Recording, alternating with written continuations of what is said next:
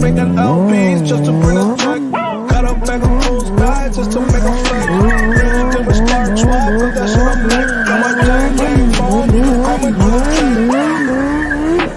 Coming through the chain. You wanna reach me, call me on the chain. Call me on the chain. On the phone.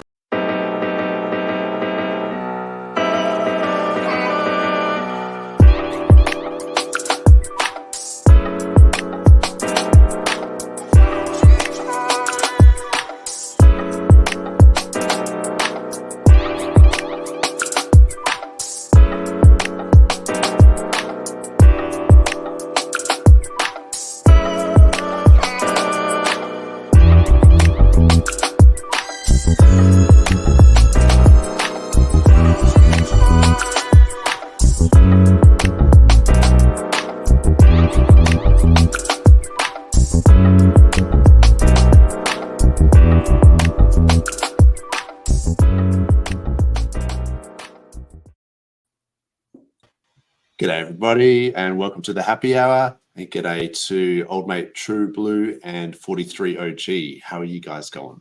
Hey, going good, man. Yeah, going well. good. For itself. Pretty good, mate. Pretty good. Just cracked my first beer of the day. Yeah, Off the weekend. Beer.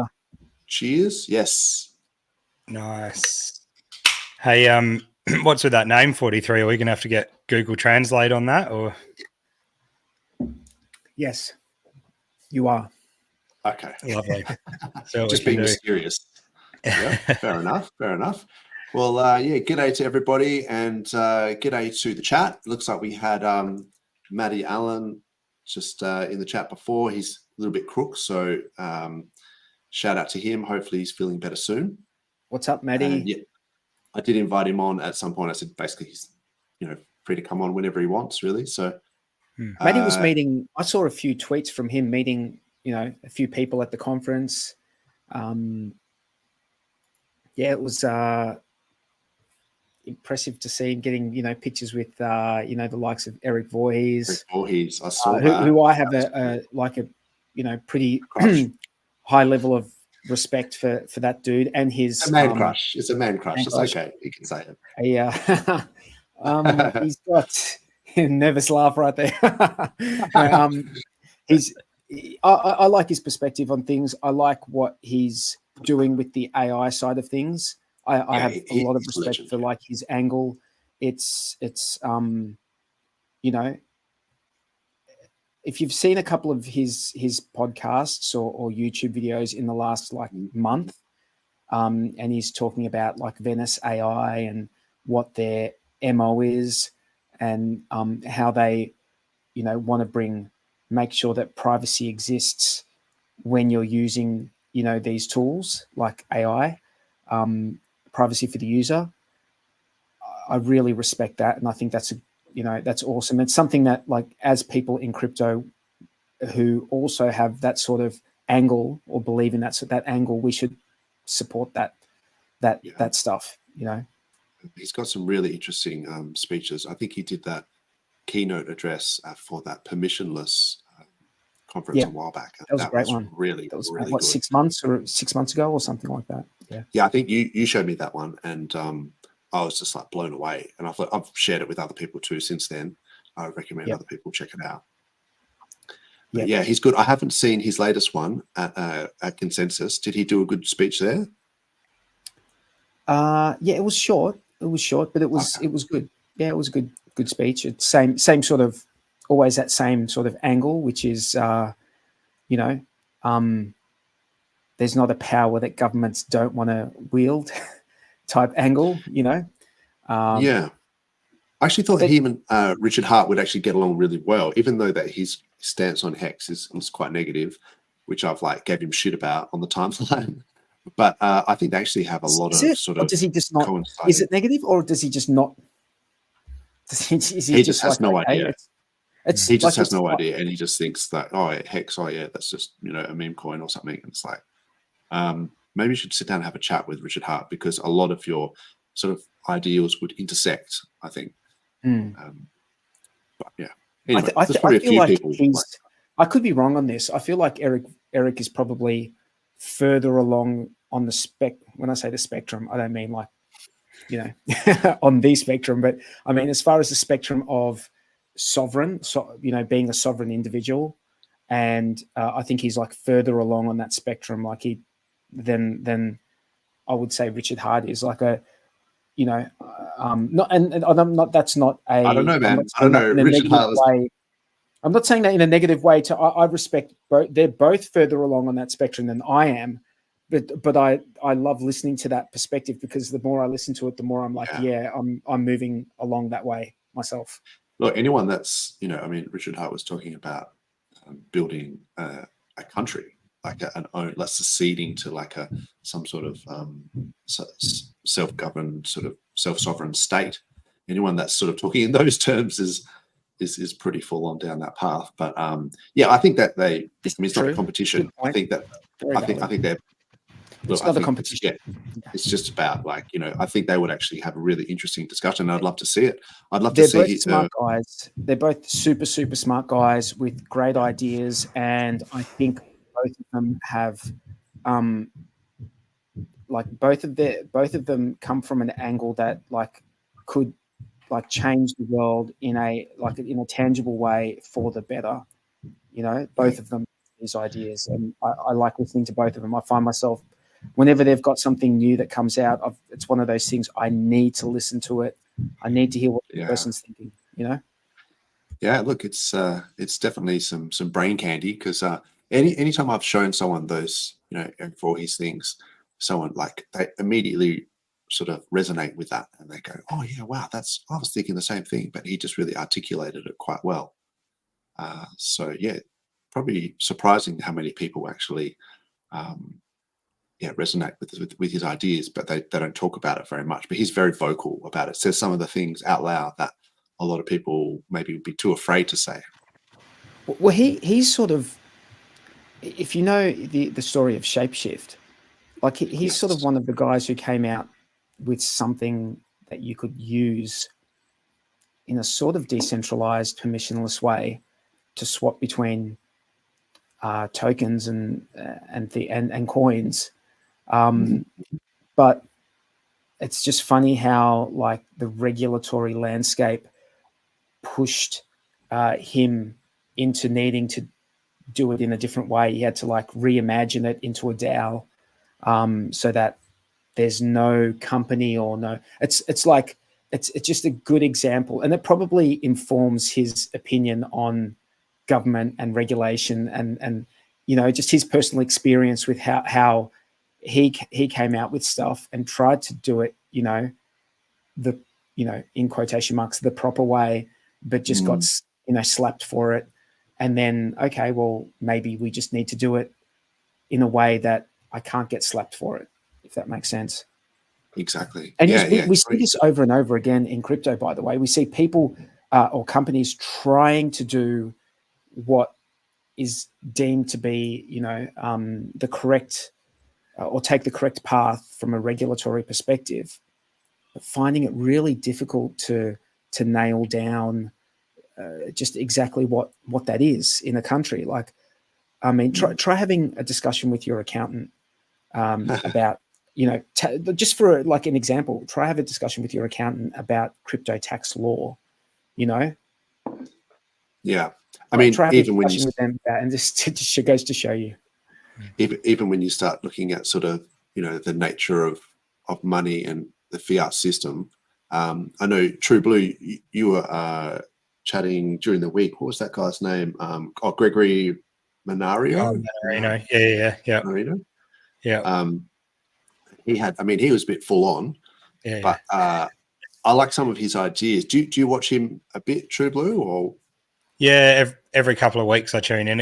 He streams like twice a day sometimes, and it's just too much for me. But yeah, every now and then I sort of check in. So yeah, it's been a week or two, but yeah, I like some of his takes are pretty good. He's got a pretty good outlook, but yeah, it's just a bit full on. That's a nice Sicilian name there, Manarino. Manarino. Yeah. Nice, what does it mean, Mandarin or something? Mandarin, yeah. Mandarin. It's like slang for Mandarin.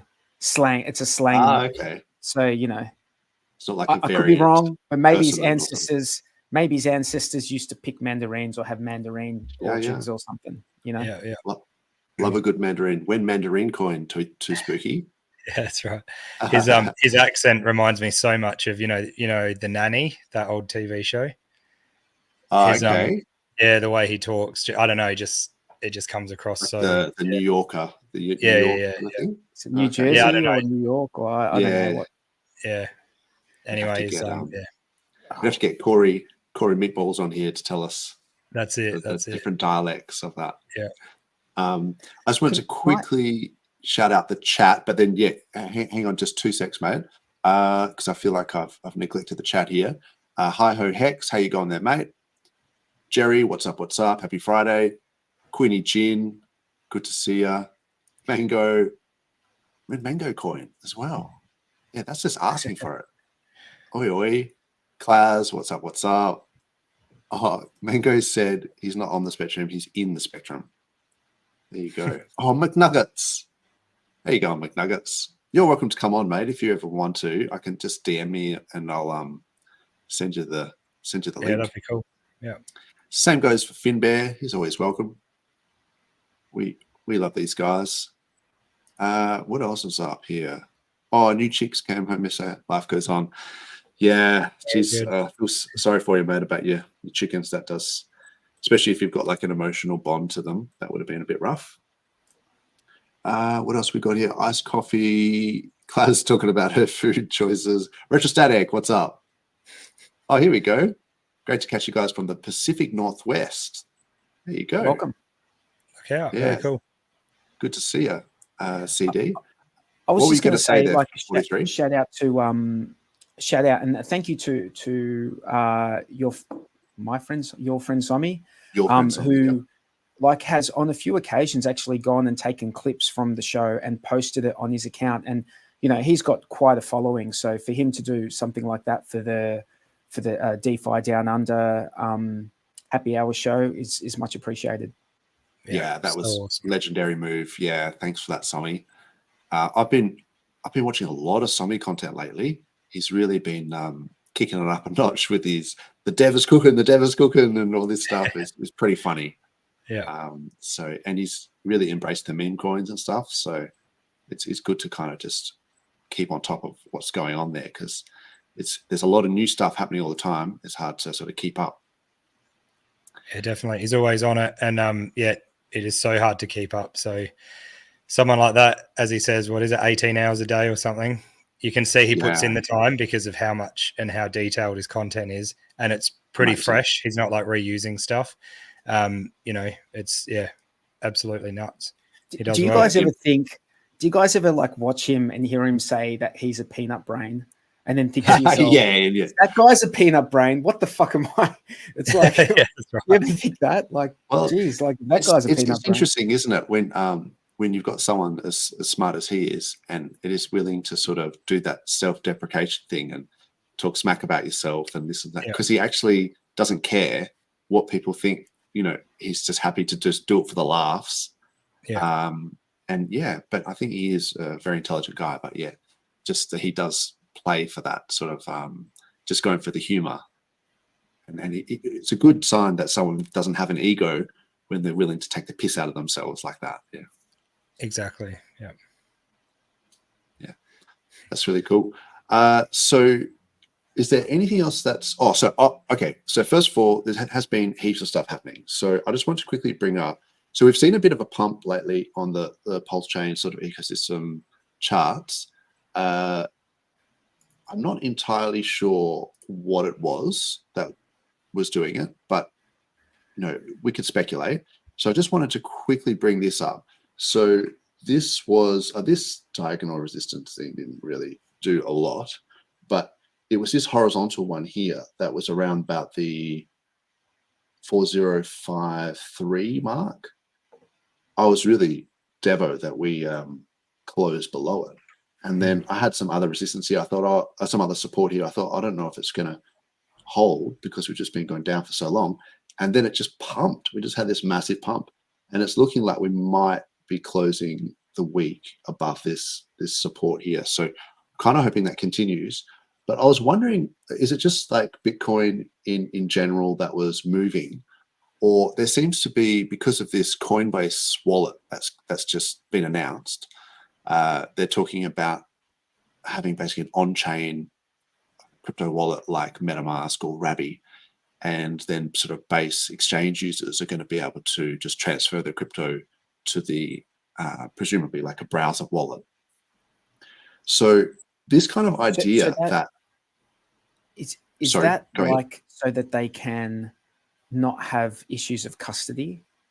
Is that why do you think that is? Because like, isn't that the problem with all these exchanges, is that the whole custody side of thing then becomes problematic for them, you know? It could be. Look, I think it's probably because they want the fees. Like if you wonder why, like Q Bono, why does someone do this, you know, who benefits? It's probably because they make money from the fees from every swap. And so they're paying gas. Couldn't it also be a regulatory It thing? could very Like, well be as well. They don't want to have like them in their wallet where they have the keys. It's like you hold it in you. If you're going to hold it and it's yours, you have it in your wallet. It's sort of even more in line with, you know, what crypto's supposed to be about. Exactly. Which is a good move it's a good move. But what I'm sure you've got this in your list, but on the topic of wallets, did you see that tweet from Richard Hart saying, talking about, shouldn't we make a wallet? Yeah. You know, should we make a wallet? Wouldn't a wallet be good?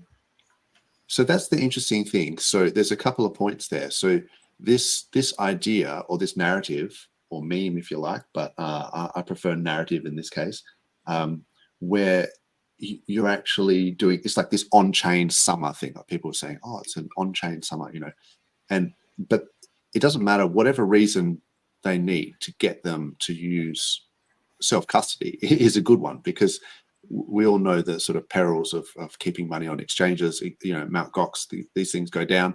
Whereas, you know, self-custody of keys is something that hexagons have been preaching for a long time. So it's funny that sort of Richard Hart was right again, in the sense that he's kind of been pushing this self-custody thing. And Trump had come out and said that he would support people's right to self-custody, which I thought was huge. And then now even Coinbase has sort of gone in this direction, but we're already all over it. Like for some people, there might be a hard transition to make, but we're just like, yeah, we're always on chain. Like that's how we roll. So that's really interesting. This whole, you know, on chain thing, which could be a good thing for a PulseChain community, and people starting to embrace some of these tenets of the RH ecosystem about, you know, not just self-custody, but the decentralized hosting of front ends and things like that. I think that seems to be a bit of a theme that people are being forced to adopt, maybe through regulation, but they're adopting it nonetheless. And then, like you say, Richard Hart himself talked about, because he's always been talking about potentially having a wallet idea, you know, in the future, maybe to have his own wallet. But he always sort of said, look, it is really like a key chain. It's not like you're storing the crypto in the wallet. You just have access to a set of keys that can open or that can move coins around. I guess if you think of it that way, like I don't want to get into it too much, but you basically just have a series of keys that you might have access to. So yeah, he said that it might be a great idea to have a wallet which stops you from being stupid. You have less choice, and because you have less choice, you'll be resistant to fake dApps, fake voting, fake bridges, unsellable fake coins, fake everything, because the wallet stops you from being stupid that way. So that's an interesting idea, that he's trying to stop people from getting wrecked. And there's going to be so many people getting wrecked from this Coinbase wallet, because they're just going to go, oh, cool, I've got everything on chain now, and then I can just click on this thing, and then it just drains their wallet. So RH is sort of thinking maybe you need to put some stops in place to really protect users from themselves. Yeah, I think it's a good idea. Sorry, Blue. True Blue, you go. I was just going to say you know, the Coinbase thing doing the wallet. I think it's a good thing to get people doing DeFi. But yeah, it does open up that opportunity for people to just go clicking buttons and making mistakes. But because it's Coinbase and because they've got their L2 with Base, I guess they've got a marketing ploy there. But also, people are going to have that trust straight away. If they already use Coinbase, they'll have that trust, and it'll be an easy thing to onboard them onto DeFi, which is good, but also could be a bad thing. But yeah, with the Richard Hart wallet, not Richard Hart wallet, sorry, what he was alluding to, it makes me think, how would you stop people from, making those mistakes? Is that by not being able to import new tokens, only have approved ones, and, not be able to sign certain transactions or, connect to certain things that might only connect to one exchange or, something like that? It just seems a bit, I'm not sure how that would work. It's a good point, because you're talking about, like, there could be some malicious tokens that are honeypots or this or that, or could just drain your wallet. But maybe dApps, maybe there's a way of checking before you connect to a dApp, or maybe you can just whitelist dApps. So you can sort of say, this is the legit PulseX, this is the, front end, this is the legit. Probably be able to do everything from the wallet directly. True. Yeah. You probably would not even need to do connect up to a website. It'd probably just be,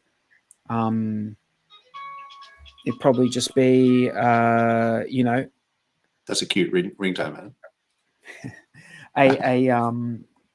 Probably just be software that you run on your computer, run in your system, much like the other things are. Because if you think about it, if you've already got the software for all of those components, think about it.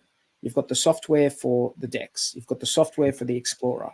You've got the software for the bridge. You've got all of these elements of software. So the software's all there. So it's really just encapsulating all of that into one package and deploying that so that it works together. So really the all you're adding on to that is just your key generation. If you want to create something that is going to be an easy onboard tool for people who only want to get into the RH ecosystem stuff, right? And like you say, when you incorporate all of that stuff, I wonder if you update the wallet itself, so you've got the latest version of the wallet, that could update all of the IPFS links and could take you to the most updated sort of. Why do you need IPFS? Well, I suppose, like, just the fact that if you're doing in-wallet swaps, it would just go straight. It would just route to the latest one, right? But you wouldn't need IPFS because you're running the server locally. Oh, so you're saying it would just interact with the contracts direct? It would just interact directly with the blockchain. Okay. Yeah, I suppose so, yeah. There's no need for IPFS is you're going out and then going to a hosted website. Yeah, true. Yeah, you can just go straight on chain, straight to the contracts. Yeah, good point. Yeah, which is the gold. That is gold. That is what you want. Ideally, do you really want? Like, think about what crypto is about, and think about what is ideal. And it's ideal not to have to trust the front end. Yeah. The more front ends you have to interact with, that's more trust you're putting out there. If you're just saying, well, I trust this software because I believe that, whoever's putting this software out in the code, it's there's always going to be trust, but you've got only one person to trust rather than like a series of trusts. Yeah, and with a track record, by the way, of producing good software. That's another important. It's not like you're just, now I'm just going to trust this random piece of software I'm finding. It's software that's been working because it would use the same software, like the software, the bridge software. Where you run a local server for the bridge, you run a local server for the Explorer, you run a local server for the exchange. All of this stuff already exists. So it's just that. And look, I'm not a software guy, but it just seems like common sense to me that all comes together into one thing, and then you just add on you're adding on the bits and pieces that for key generation, if you even want that to be a part of it.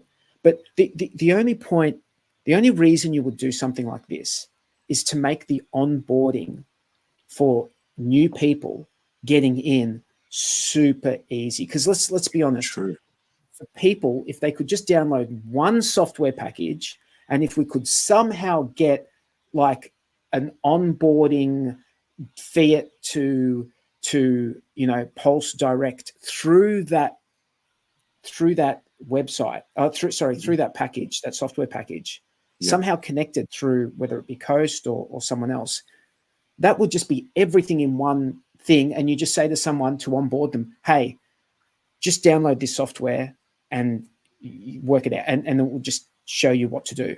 And then everything's there, That would be awesome. Yeah. That would be so good. And if that's what he's planning on doing, I think that would be an amazing idea. Yeah. And let's bear in mind, it may not be for me. It may not be something that I want to use myself. But for onboarding new people, who it's a real, you guys know, you guys have all onboarded people. You've got to do like 20 different steps. Walk them through everything. Yeah. Hold their hands. Everything was in one spot. If everything was in one spot, it just makes everything easier. So look, fingers crossed that's something that can, happen. And if it does happen, and if there was a sacrifice or something, then I would be very interested in participating. So what you're saying is as silly as people might think I am for saying that. But what you're saying is effectively that the devs are cooking. I think they've been cooking. I think most of it's cooked. It's all there. Like think about it. It's all there. Look, I think I think you're right. I think this could be going on in the background, and I think maybe this might have just the fact that the Coinbase wallet came out, and then it's just sort of said, well, hang on, we're also working on something as well. Wouldn't it be nice if we could do this? Richard often talks like that. He sort of says, wouldn't it be nice if this could happen and this can happen? Because he doesn't want to say that he's doing it, but he's just saying it would be nice if someone did it. Oh, by the way, here it is. Yeah, here's the link. I maintain it's mostly. It seems to me like all the elements are mostly done. That's it. They're mostly done. It's all in front of us, pretty much. Just needs to be put together in a way. Just a quick shout out. G'day Tin Top and g'day Briz. He's saying, is that Japanese for OG43? That must be your I've already searched it up. Oh, there you go. Just to make sure he wasn't playing funny games. Okay. It's like just posting my private key. Yeah. Private keys up. It looks like an Atropa ticker. Oh. Yeah. You see the 3 lines after, like there's something with a plus and 3 lines. Yes, like Windows plus waves. Is it saying does the curtains match? Like a hamburger. I see a hamburger on the right hand side. That's what my mind goes to straight away. It's like we're having burgers tonight. Hungry, bro. It must be. Oh, that's right. Shout out to Finbear, the original Dozza fan. There you go. What a legend. He was on DeFi with Dozza back in the day. That's cool. I like Finbear. He's a champion. Founders were clever. I'm going to do a study. N equals 3 head circumference versus IQ. Vitalik, Richo, Coinbase dude. Yeah. Vitalik does have a massive cranium. You've got to give him that. He's got the his big brain energy. And I don't know. Brian Armstrong is the Coinbase dude. Yep. Anyway. But, Brian, the evil guy in the Superman, like Lex Luthor. Evil.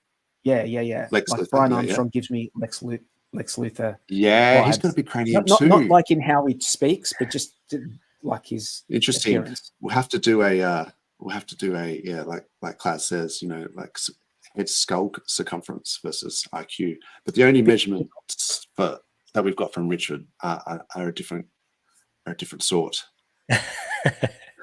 That used to be like he gives you the girth, the thing that matters.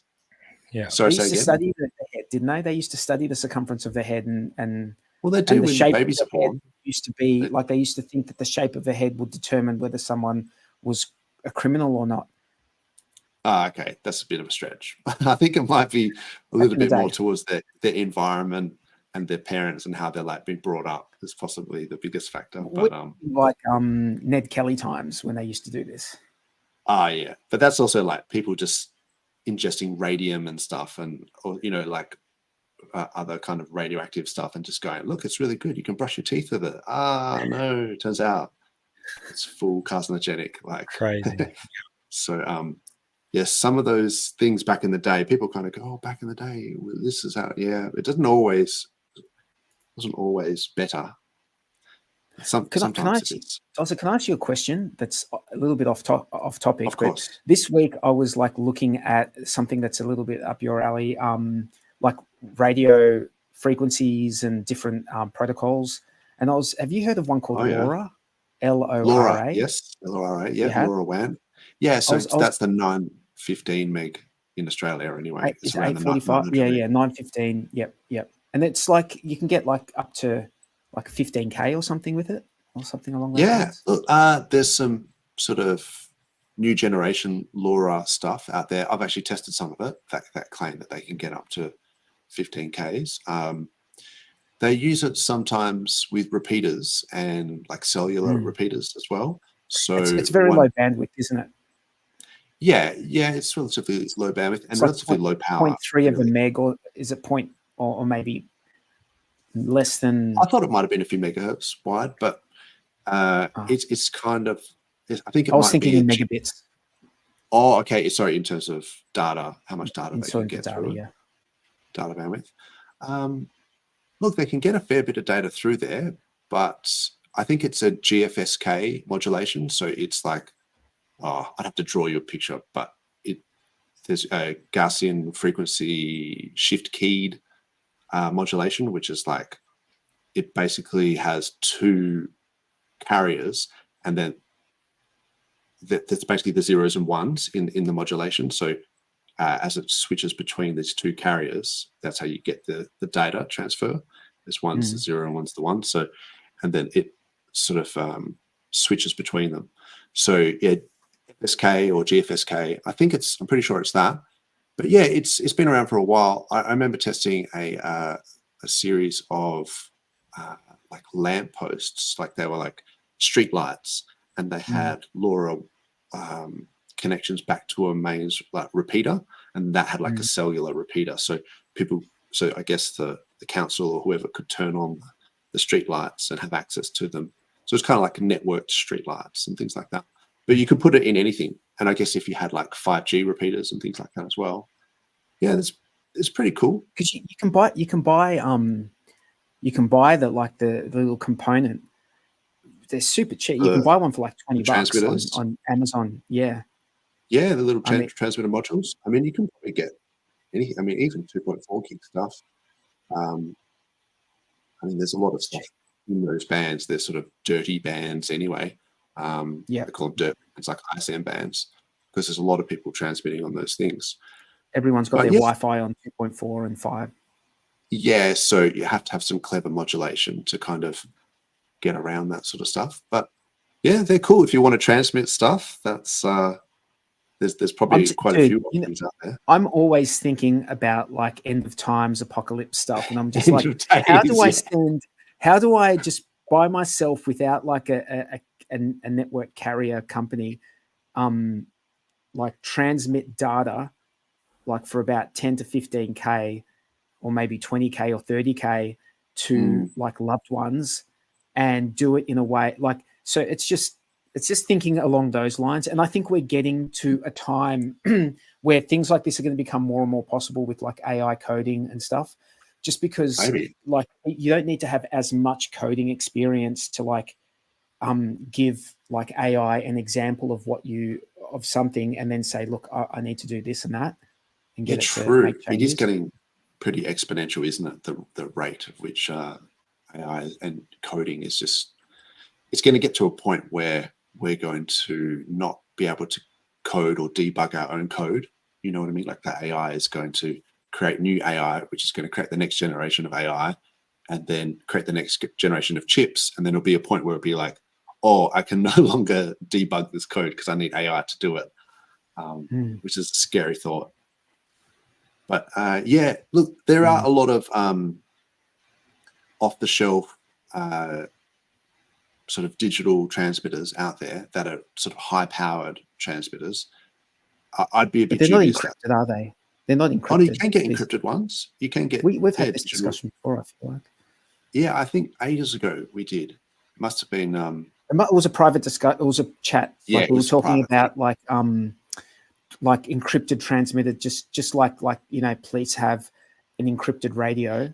Yeah, you can get those digital radios, encrypted ones, which are sort of in the sort of tens of watts, as opposed to sort of LoRa and stuff, which might be only in the sort of in the milliwatts or tens of milliwatts. So I'd be a bit dubious that you can get 15 Ks out of LoRa, to be honest.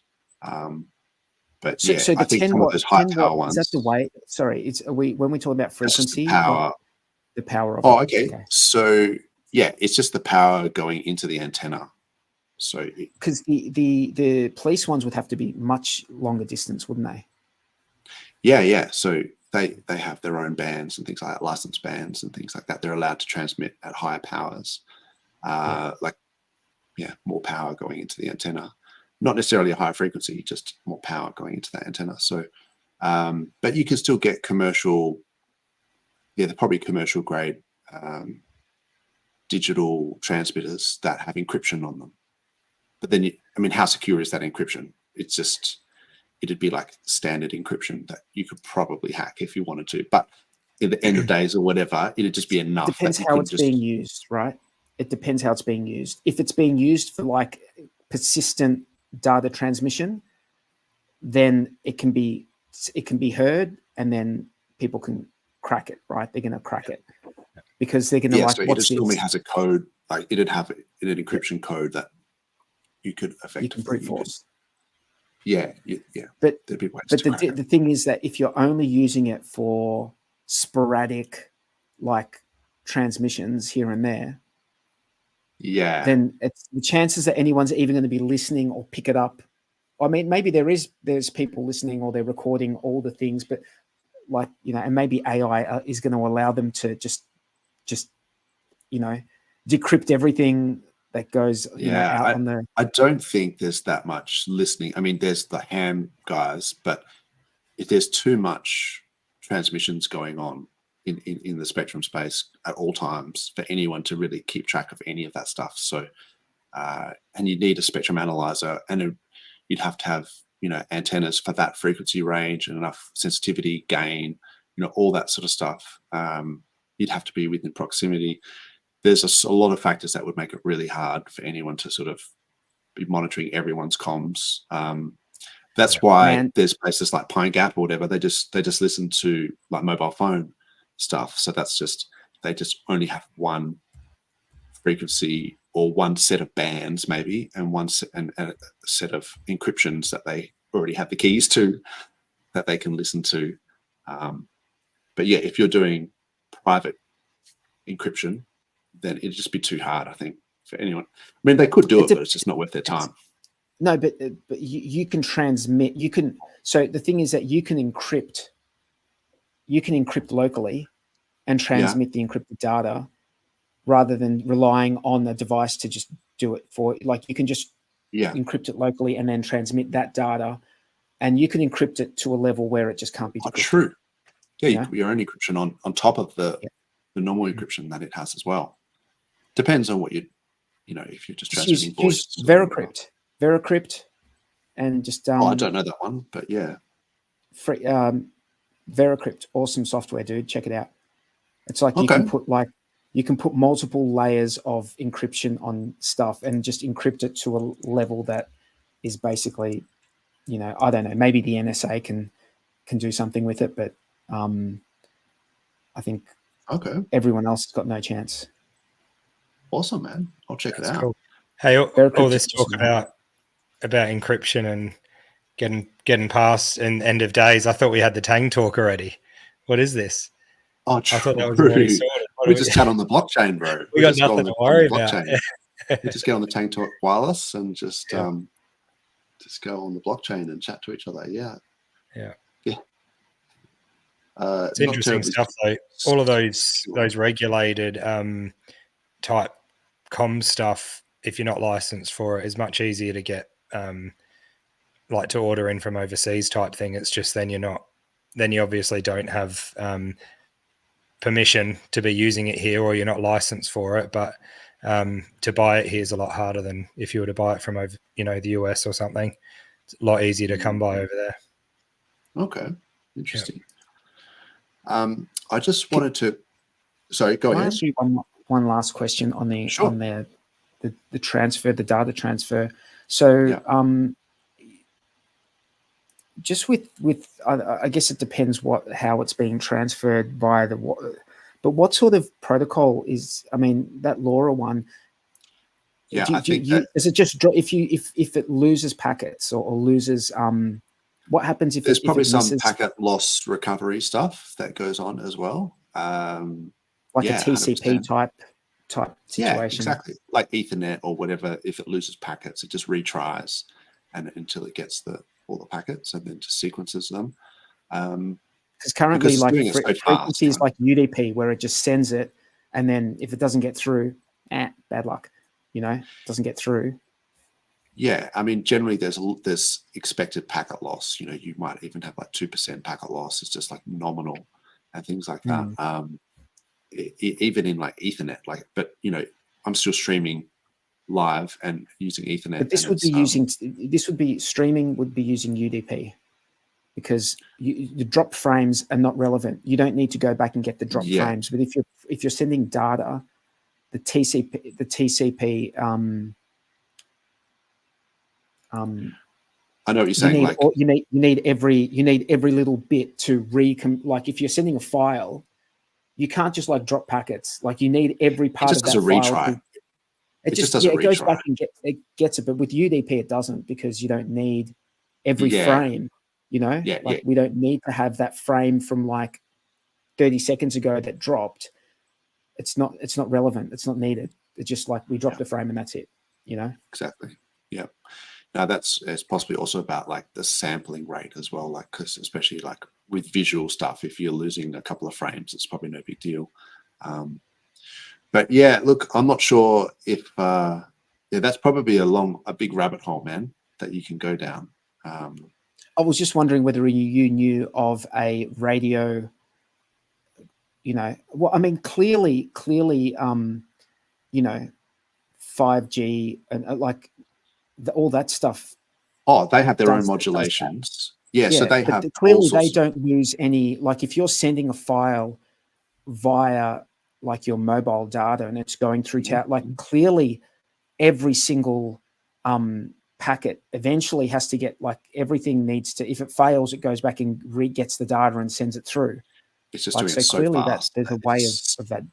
I just don't know the protocols or whatever. Oh, there's so many different modulations, man, like Bluetooth or whatever, and spread spectrum modulations, frequency hopping, digital sequence spread spectrum. A lot of them are spread spectrum, like the sort of high end sort of ones. I mean, that's like your Wi-Fi is like 802.11 that just uses like a spread spectrum. I think it's a frequency hopping thing. So if there's any kind of noise on a particular channel, like it just hops to the next one. So that's how they get around. Yeah, so it just hops. There might be 75 different channels, and it's just hopping between them all. If you scan for Wi-Fi around your home area, and you know how you can see everyone else's Wi-Fi because most people don't have hidden Wi-Fi. By the way, if you guys have Wi-Fi, your Wi-Fi at home, see if you can go into your router, change the settings, and make it a hidden network. I mean, people can still find the network if they're actively searching for it, right? They can still find it, but don't just put it there so that people can like search the network and see your like, unless you want to put something funny on your network name, which is like telling your neighbors to jog on or something. Come on, mine's just named True Blues House. That's what you do, isn't it? You just put your name on it. Oh man, some of my friends have that. You go and I sometimes, like, I usually leave my Wi-Fi off when I'm out, but I had it on and I went to turn it off, but I opened it up quickly and it's like my mate's name and his wife's name and the house, and it's like, oh, what are you doing? Oh, people don't have great offset. Like they have the cars in the driveway, which has got like, the parents and then like 3 children and like a dog and a cat, and it's just like, if anyone was casing this joint, they know exactly how many people are in the house. Like, why would you do that? Yeah. Why are we Yeah. giving away more information than necessary? I mean, And anyway. you know, you could just put, if you just name a Wi-Fi free Wi-Fi, like, you know, Finbear is just like his is named free Wi-Fi. But if you name free Wi-Fi, people will try and connect to it, right? And and by the way, if they connect to your Wi-Fi, you can packet sniff everything that they're doing. Like you can like set up, you can use like a program like Wireshark or something, and you can inspect every single packet that goes through that internet. Now, they might be using like HTTPS, you know, so you're not going to get to see anything, you know, of what they're sending and receiving. But still, you're going to be able to read, you know, some of the headers of the things that are going through. So you'll get like, it's interesting, like, you know. I think just using public Wi-Fi as well is a real danger, like for anyone thinking. Use a VPN. Use a VPN. You know, some sort don't sign in. The airport like, has got free Wi-Fi. It's like, but I don't even use airport Wi-Fi with a VPN. I would. Nah, just don't touch it.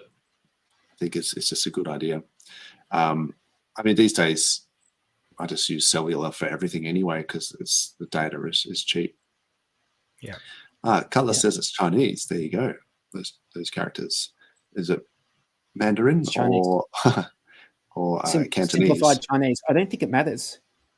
Oh, okay. Be wrong. There you go. I don't know if it matters. I think it's an Arabic type situation. Like, please, Chinese people, you know, please, you know, if you're swearing at me in Chinese right now, please write in the chat, like, if I'm wrong. But I think it's like an Arabic type situation where they might speak different, like, dialects, language, Arabic, like stuff, but their written Arabic is the same.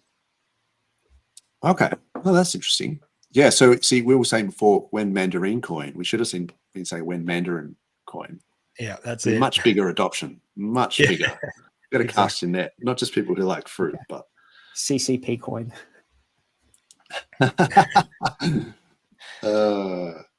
Okay, we should probably be careful there, making too many jokes. But do you guys reckon he will create a wallet that bridges straight into PulseChain?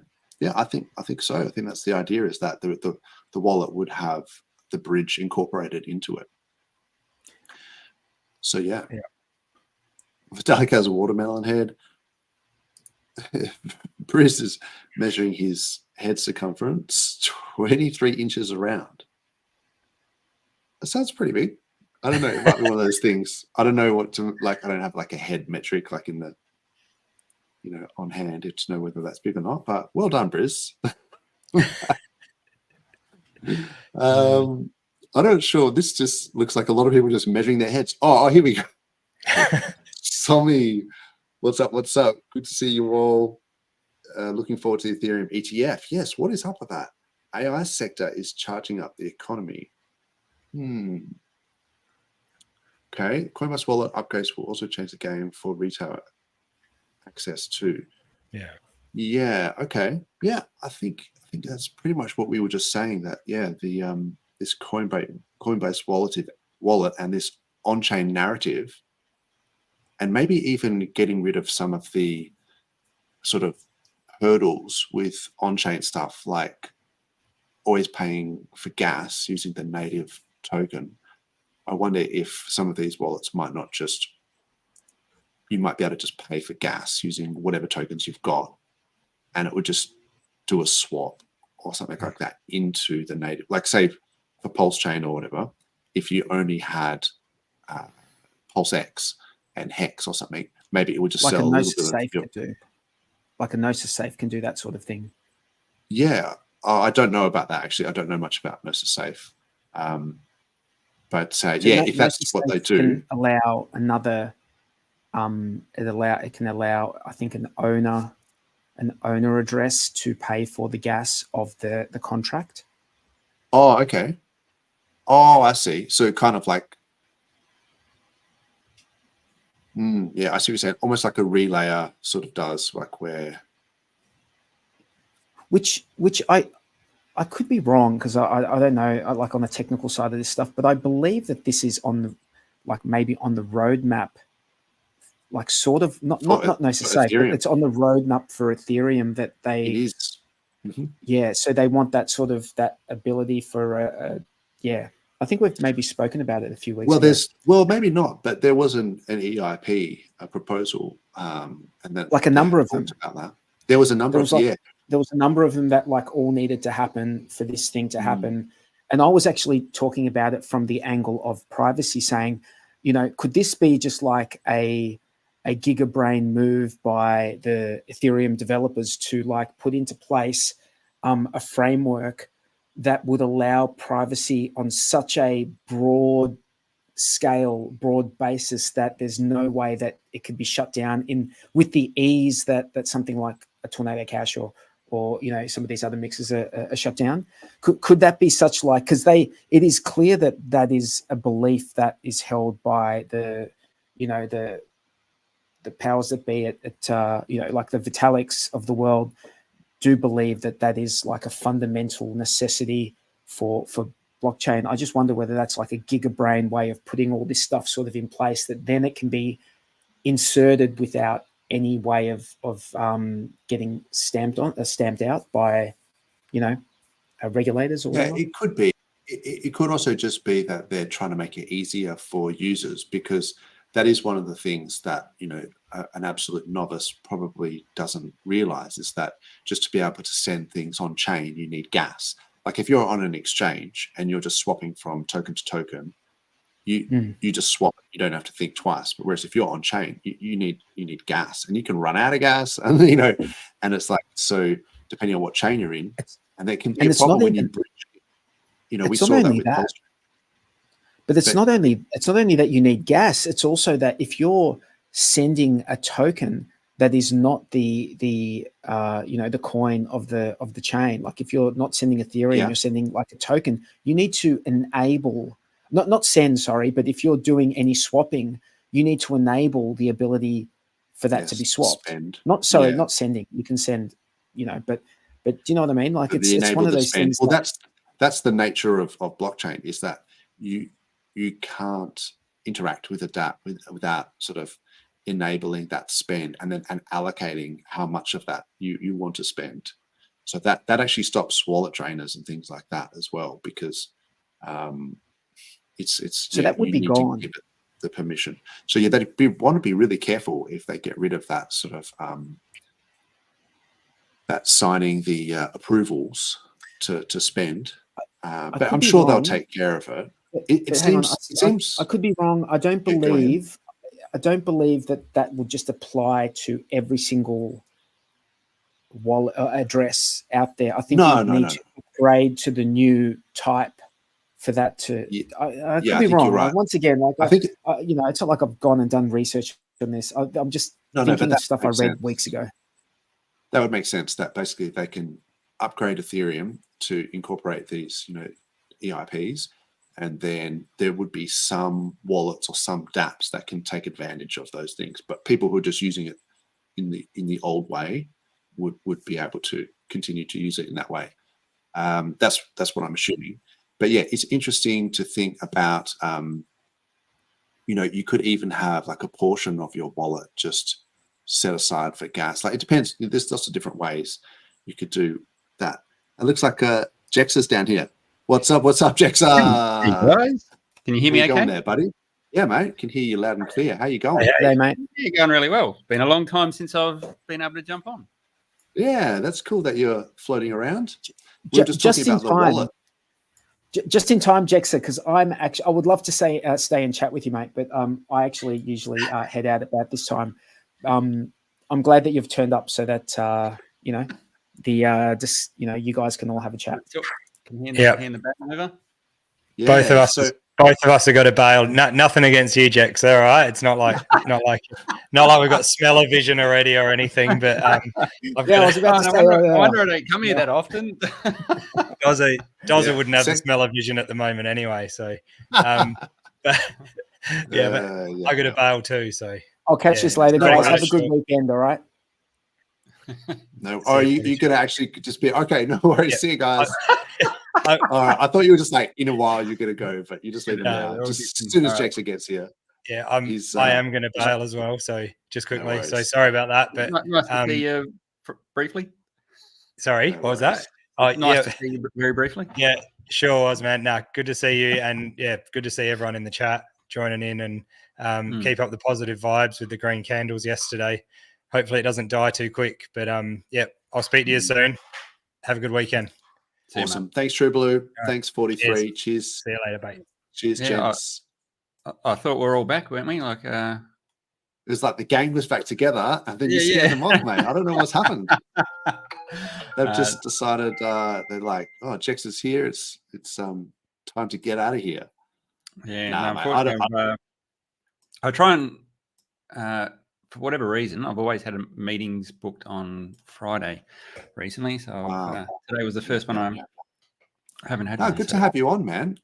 We were just chatting about the wallet that RH was potentially bringing out, and how that might incorporate. But do you think that maybe it's sort of too soon in the cycle for him to do a sacrifice for it? Like maybe you might want to wait till when people start actually banking some gains.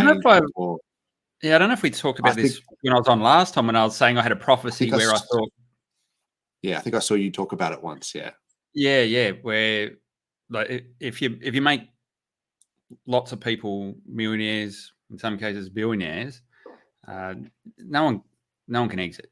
Like if there's not enough liquidity. Well, that's right, and that's not just crypto, and it's not just the RH ecosystem. That's just markets in general. If you get people that have large bags of paper wealth, they can't just exit positions. Like if someone's even in public companies and things like that, if they've got substantial holdings, they may not be able to actually exit a position properly. Yeah. So, which is probably why exiting through LP is a good idea, like over the long term. Like, so you're not going to absolutely maximize your end profit, but you just wait until the very top, and then there's just not enough liquidity. You could find yourself a bit stitched. Yeah. But that gives everyone. So if you do run a sacrifice at the end, you get to roll over the paper gains. Yes, into the next cycle. Yeah, into the next cycle. So and at the moment, everyone will be going, there's no way I'm going to sacrifice for another thing. You see what happened, everyone? Everyone got absolutely obliterated. So funny though. Everyone's like, there's no way. And then the second he started talking about a wallet on Twitter, everyone's like, ooh, what kind of wallet? Where's the slot where I can drop my coins in? Shut up and take my money. So I think it would work if it was used for that transfer of paper value. So transfer the paper value at the top and then roll that into the next cycle. And a lot of people would say, I'm not going to do it. Yeah. But we haven't seen this cycle play out yet. So I reckon no one can make a call like that until they've watched this cycle play out. Yeah, it's hard to know what you would do until the situation arises. I mean, right now, I'm just like, no more sacks. There's no way. They all turn out poorly. This is just a joke. But then, like, give it 12 months, I might be like, this is a great idea. So I won't make a ultimatum. But my theory, my sort of thing in general at the moment is kind of like, I'm pretty bearish on sacks until we start seeing some gains. But that's what happens at the top of every market, and that's why we get alt markets. Is everyone does extremely well in their major positions, and then they feel like they're flush with cash, and they can start chucking it around and take a few gambles and things like that. And that's how you end up with alt seasons as well. Yeah. I just want to say thanks again. I'm not sure if I said it, but thanks, Somi, for the comment and also for supporting us. I really appreciate it. There's also quite a few comments here. People saying, "Good to see you, Somi. Have a steak instead of OJ, Somi." Yeah, I'm thinking about going carnivore. I'm dead set about that. I pretty much am. I've always done that. Yeah. I mean, that's how I am, but I'm just not strict with it. So I'm thinking about. I don't make a point of doing it, but that's just the way I like to eat. Yeah, I'm a bit like that as well. But I've just never actually gone, instead of just having some muesli for breakfast or something, just going, nope, steak time. I know it's early, but or just skipping breakfast maybe. Yeah. No, I usually have a late breakfast if there's meat kicking around, I'll eat it. Nice. I think that's what I should do. Meat and eggs. I mean, I'm a huge Yeah. egg fan as well. So yeah, Biz was just saying, keep an eye on when the Coinbase wallet gets the top 10 app. Yeah, so that's like a lot of people have thought that, but I actually haven't looked too much into that, but that strikes me as it's going to be a very, it's obviously noob friendly. So if you're not in crypto, it's probably an easy entry point. But I've got the sneaking suspicion that that's going to be heavily monitored and KYC'd, and yeah, I wouldn't be jumping to use it myself. That's for sure. Yep. New supercomputers they're building replace entire data set. It's crazy. Yeah, the quantum computing is actually a little bit crazy because quantum computing is not great at a lot of things. It's not great at AI. It's not great at video rendering and all sorts of things. But what it is great at is breaking encryption. So if quantum computing is going to really throw a bit of a spanner in the works when it comes to encryption. And now there's going to be a whole new field of research really into quantum resistant encryption because they have to incorporate that. That's been kicking around for a long time. People have talked about it. Has. Yeah, but it's just like the timelines for quantum computing were like, we've only got 1 qubit quantum computers and the whole entanglement thing, and there's problems with I forget what disassociation or something, where they lose their entanglement because they couple too close to other particles and things like that. So there was a lot of problems in the early days, and then it's just like, oh, now we've got a 10 qubit computer, and then Google's got this one that it's crazy, like it's like 100 qubits or something, and it can do what used to be the last most powerful supercomputer. It can do all of those processes, like can do, say, something that might have taken an old supercomputer like 10 years or 15 years to process. It can do it in like 3 minutes and shit like that, and you're just going, oh okay. Yeah, I've got to be honest, I haven't been paying attention much to what they've been doing in that field. Yeah, it's just accelerating. It's like AI, like I remember about a year ago, they had some AI stuff where they'd take like an image and they could animate that image.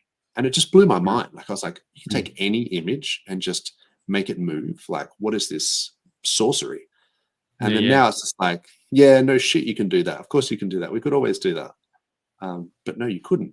Like and now but I don't, that's the whole encryption thing.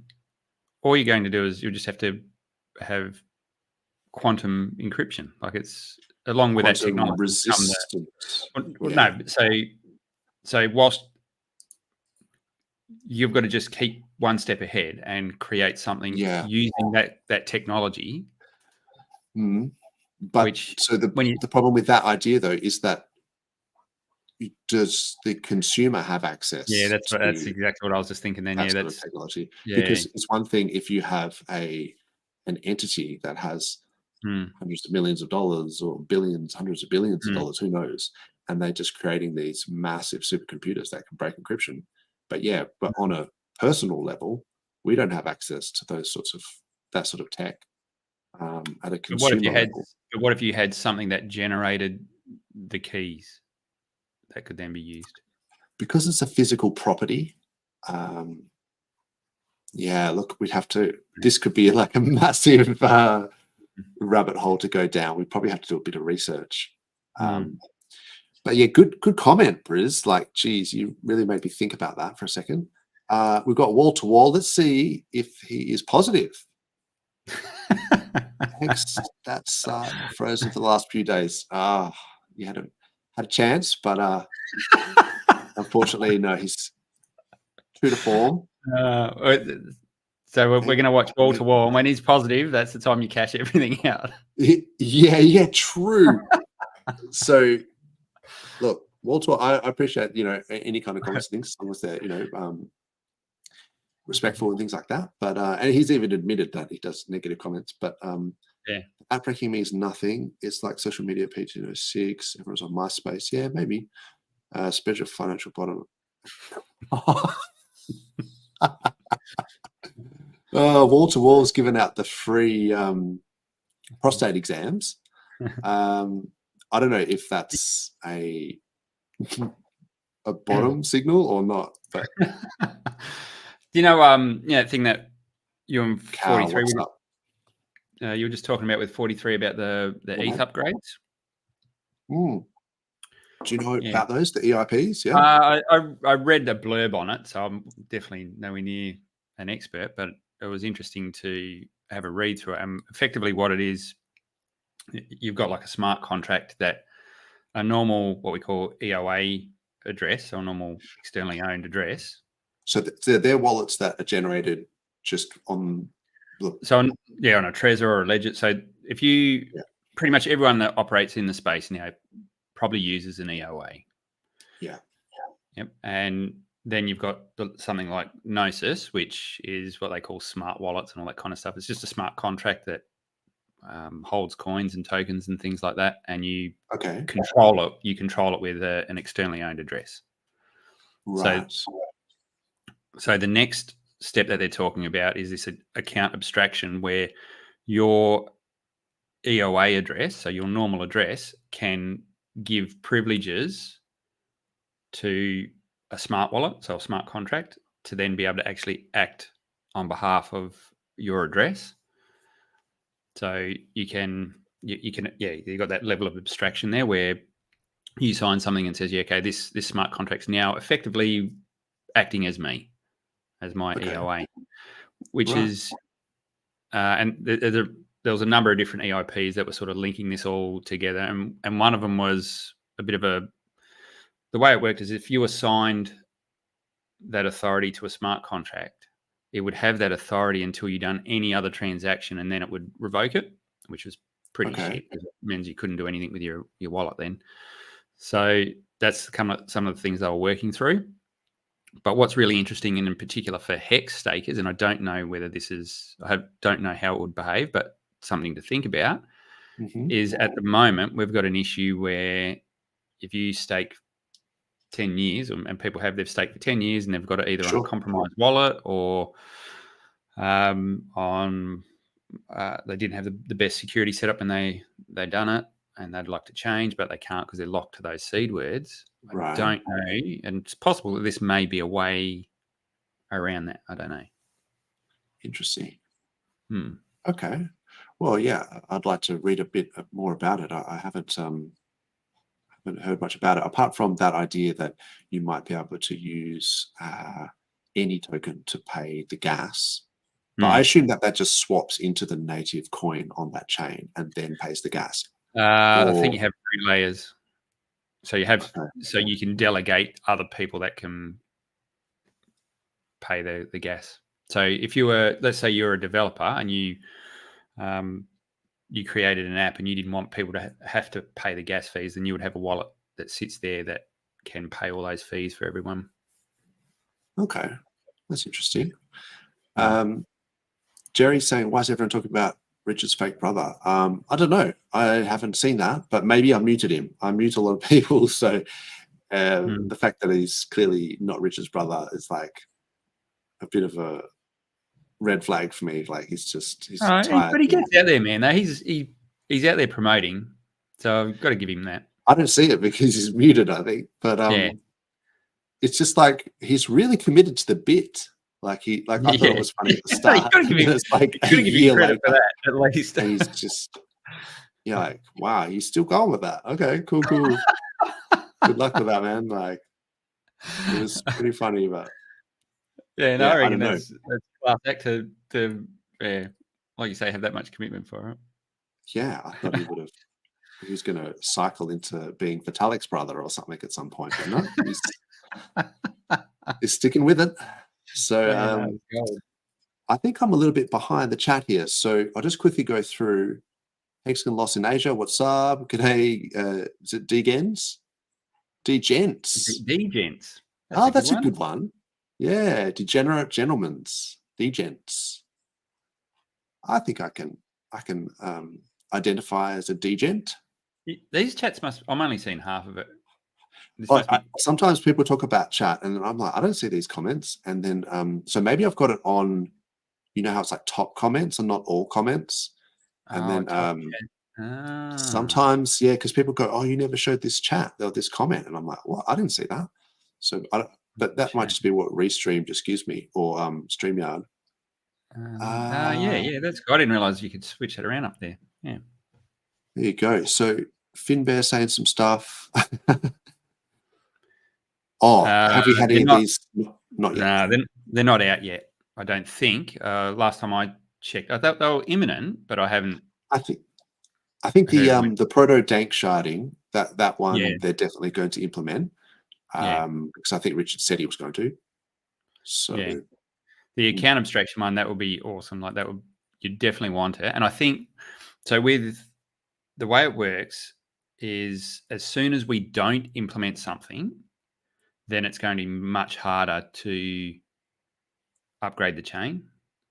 Like if you just keep in lockstep with Ethereum, very easy to do. But as soon as you break that and you don't implement some of those features, you may have downstream ramifications where they release something else and you haven't done the previous one.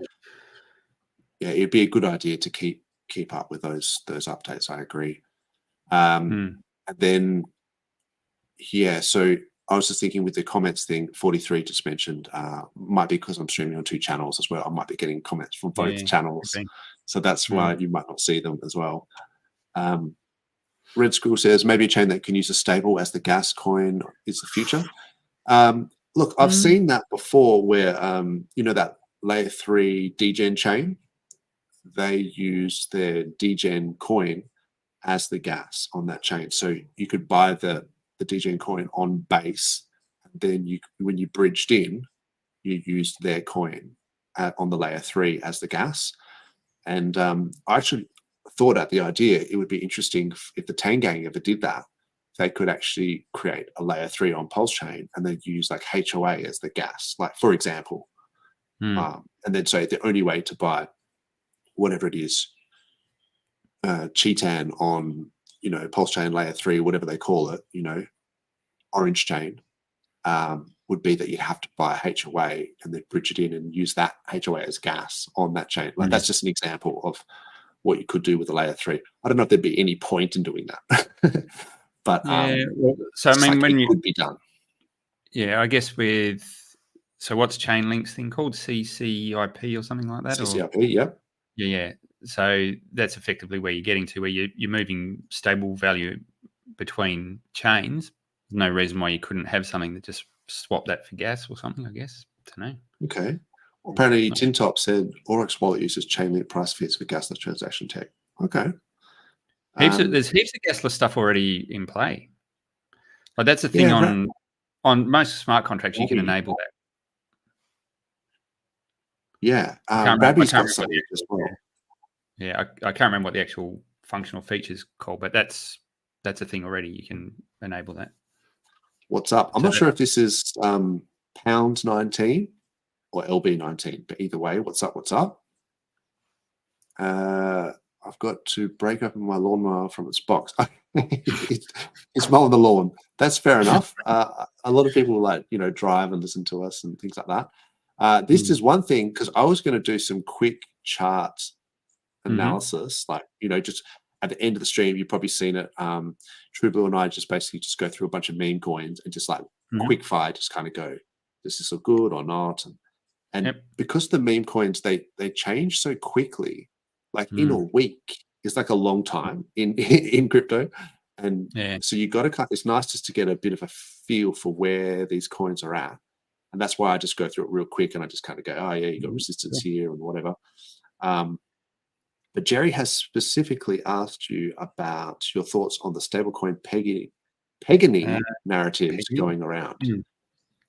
Yeah. So I have wondered about that. So because I know that you like to go down the rabbit holes on some of these things.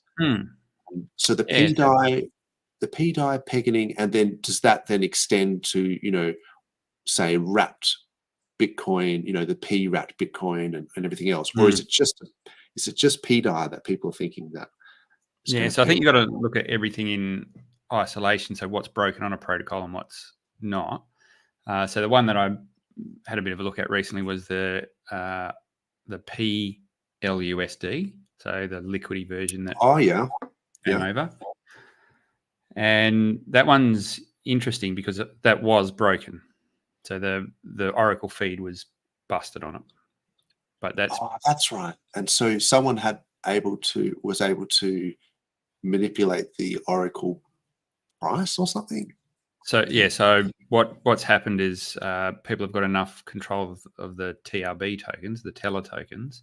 That's right. To be able to put in a new price feed, and then the contract picks up that new price feed. Now it's not consistent and regular, but it's enough to set the price from up at $3,000 or wherever it was for ETH, right? So back down to the current level of Pulse. Now it's not updating every 10 seconds or anything like that, but it was enough just to at least reset the system and get it down so that it thinks one Pulse is now worth close to market rather than $3,000.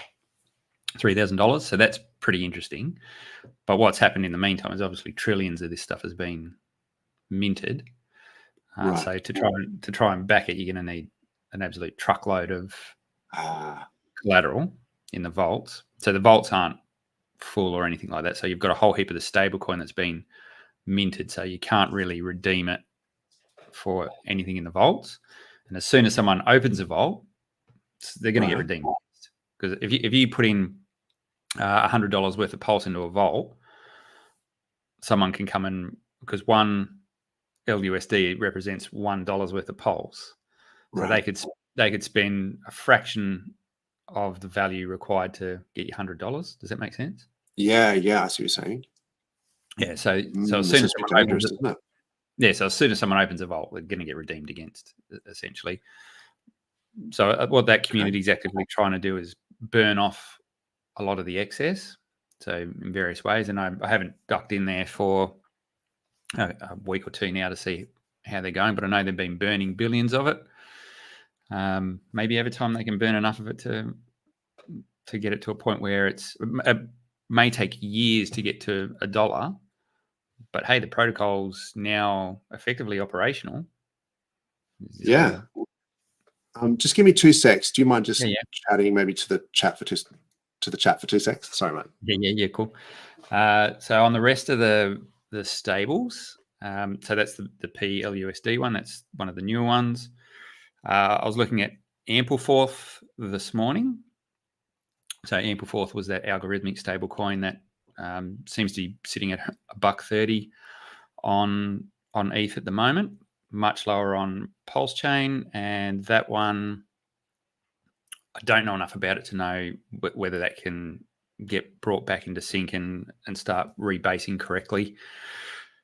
For those of you that know what Ampleforth is, it's a bit of a tricky algorithmic one. It was never truly stable. It's stable within a pretty broad range of like about 70% or something like that. So that's not the best stable coin you could have. But that's interesting. They use the Teller protocol as well for their price feed on ETH. They use Chainlink, and they have their own Oracle as well. So if someone fixes that on PulseChain, there's something else that could happen with a stable, although I'm not particularly keen on Ampleforth. What was the other one? Oh, obviously the PDI one. That's a little bit different, that one. There's a lot of active things that have happened with the maker vaults and things like that, where votes have happened on the ETH side that have made changes on the PulseChain side and fixed the minting issues and things like that. That one's pretty interesting. Once again, anything that on these stables that is, if it's going to get to $1, I think it's going to take a fairly lengthy amount of time.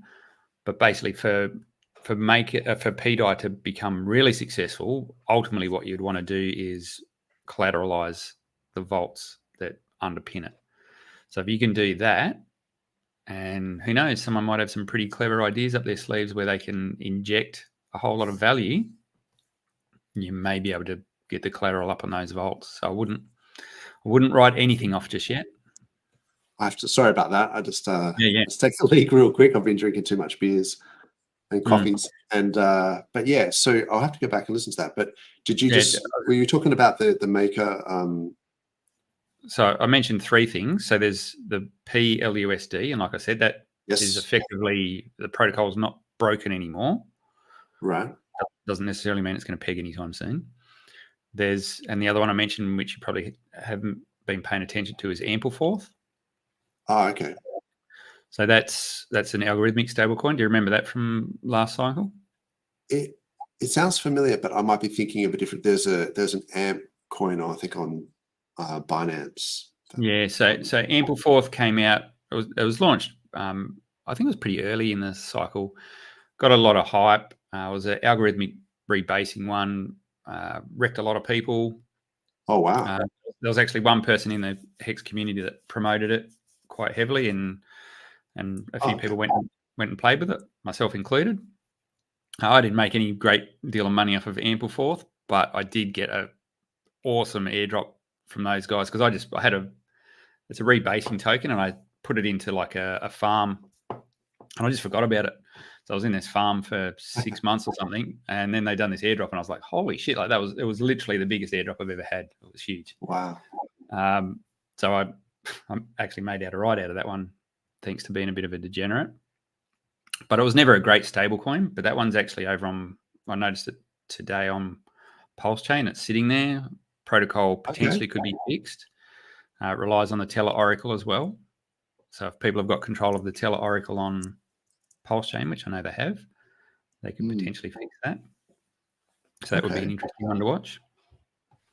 And is that different to that AMP token that the SparkSwap guys were? Yeah. Ampleforth's a different one. So Ampleforth is the stable coin. That's AMPL, and then they've got a governance token as well called Forth.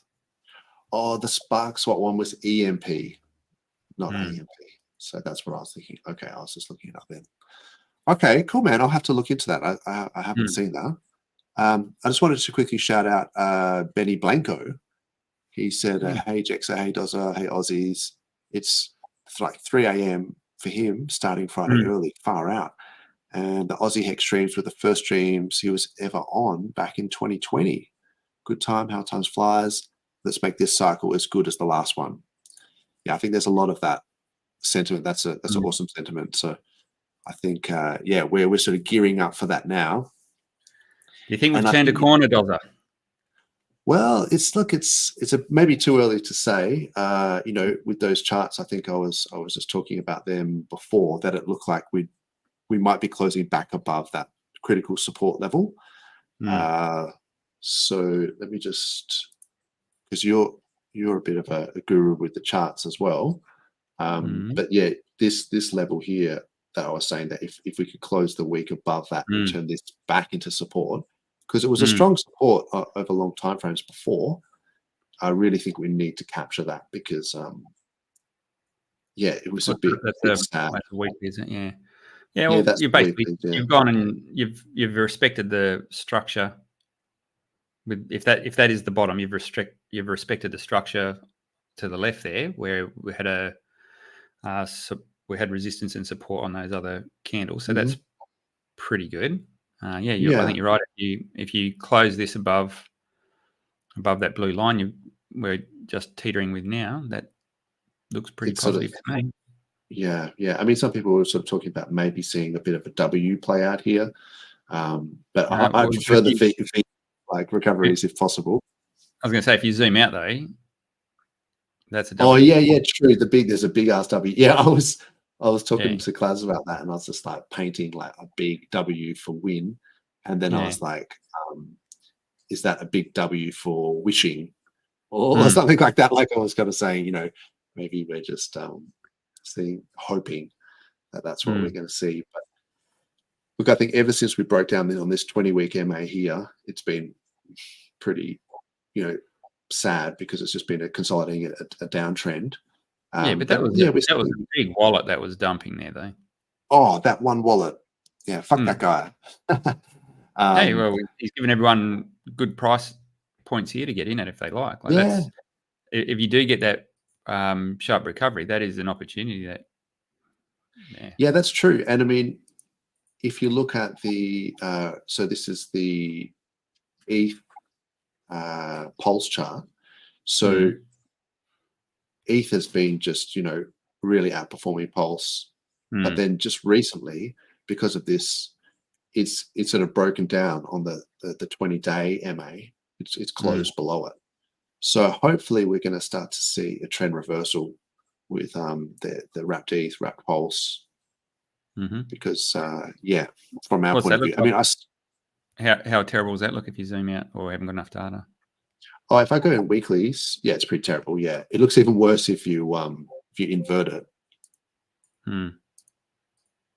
So this is Pulse versus wrapped ETH. It's just been in a literal downtrend for about this is in days.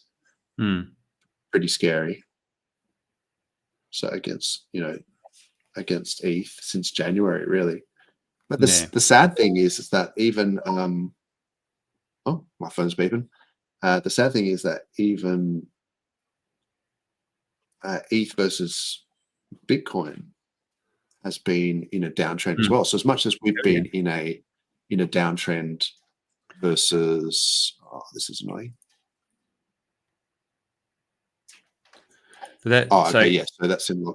So as much as Pulse has been going down against ETH has been going down against BTC. So your ETH chart looks a little bit. ETH BTC chart looks a little different to mine. You've got that channel, but for me, that represents a massive bull pennant. So if you bring it up, you're welcome to. I'm on a new computer. I've just spent the last week and a half just rebuilding 2 new computers, so I'm not exactly sure how everything's would fly. That's cool. But see this point here that I was going to say is that we have been in this downtrend. This is ETH BTC, right? But look at this weekly support here. So this is 0.053 BTC per ETH, and then look now we just with that ETF we just went above it, and now it looks like we're just flirting with that line there. So if we can close the week Ethereum. My thoughts are the ETF thing hasn't even really been like that chart was probably going to do that anyway. Like it was interesting. It's a massive pennant. It was crunching up. It was getting tighter and tighter into the wedge, and it was make or break time where it was just getting into the thin end of that wedge. And if ETH was going to shit the bed, then obviously it would drop out the bottom of that wedge. But I just didn't think that was likely given where we are in the cycle. So I think that was probably likely to happen anyway, come up and test that top of the channel that you've got there. It's when you get through the top of that channel, so I don't think we've seen all that inflows from the actual ETFs and things like all that volume's got to come through and be reflected on the chart. So I don't think that's even the start of it. And if it breaks out of the top of there from a sentiment point of view, that will blow the lid off. I reckon that will get all the ETH boys pretty excited. Yeah, I think it's coming. Yeah. I mean, we talked about this whole give it sort of 12 months, and we'll see where we're at there. And even in 6 months, I think we're starting to see like some moves. I mean, the meme coin space has just been killing it. I wanted to point out that so Roaring Kitty has announced that he's doing a live stream. So if you go on his Twitter, I think it's just like the Roaring Kitty, and then you go to you can find his YouTube that way. But I even tagged him in my Twitter post. But this live stream, you can just see this running flat out. The chat is it's 8 hours away. And the chat is just going bananas. But he's not really. Is he? He's more on the traditional stuff. That's the GameStop dude, isn't it? GameStop dude, yeah. So it's worth watching on Netflix. There's a sort of some sort of documentary, sort of mockumentary, I guess, of it. It's pretty funny, but so they're just trying to pump this GME stock to the moon, basically because there were so many short positions, and that they just just refused to sell, basically. So they kept buying and pumping it someone up. posted he's got some like 200 million or something, It's crazy. He's something like that. Yeah. So and then so what happened was they were like colluding with I think it was Robinhood was the exchange that were you could buy and sell the GME stock. They disabled the buy button, so you could only sell. And it was like, what kind of corrupt bullshit is this? And then so because he was posting his like term sheets or whatever, and then people were like really following him, and it's kind of an interesting story. And then these short positions, they just got so wrecked. And then so the interesting thing about it is that there wasn't enough stock in existence for the positions that these guys had. So it was like they had kind of, if they got liquidated, there wasn't. It's like they'd fucked the system. You know what I mean? Like the way that it works. So I don't know enough about it, but I think that's what he was saying. Though I briefly heard something the other day where they have never actually been able to close their positions.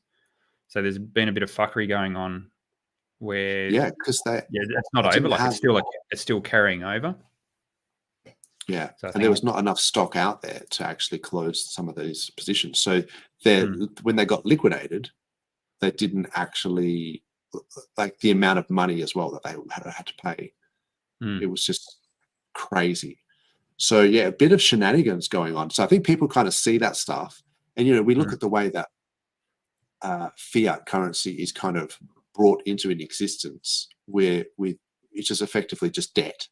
So with the Reserve Bank just creating it, and then like the government sort of swapping bonds for it, and then the fractional reserve nature of it, they can kind of expand that principal money supply by like a factor of like 10 effectively, because they only need 10% with the fractional reserve. And then when they put interest out there is no way that there's not enough money supply in the entire system to be able to pay back all that debt, because the interest that goes out there on top of the money that is injected into the system. So people are all, competing for, different services or whatever to then pay off their loans, pay off their debt. But there's actually not enough money in the system to ever account for the interest. So when you look at things like that, you kind of go, hang on, our entire monetary system is actually flawed. And that's why we have recessions. And that's why people get liquidated and they lose their houses. But who benefits from that? What, the banks, the guys who foreclosed the mortgage. Asset holders primarily. Yeah, so it's that kind of mentality. When you see that behind the curtain a little bit, it pisses people off. And I think that sort of resonated with the GME guys, because they were like, hang on a tick, the way that you guys are doing this is sort of corrupt. So I think the GME guys have got a similar kind of psychology, if you like, with the crypto guys. But they're just in an industry which is giving them shitty gains.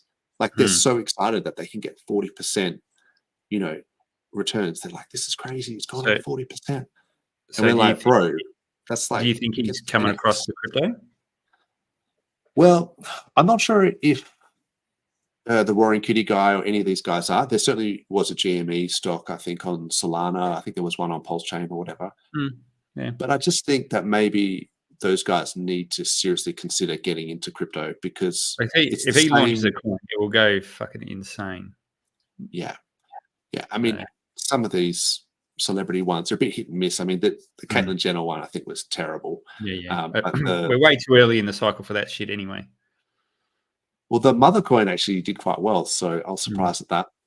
But I just think it's the sentiment, like to try and get these meme stock guys who are in traditional finance, who are kind of just like thumbing their nose at the legacy finance and the system, getting them to embrace the meme coins on chain, I think would be a great way to sort of bridge the gap.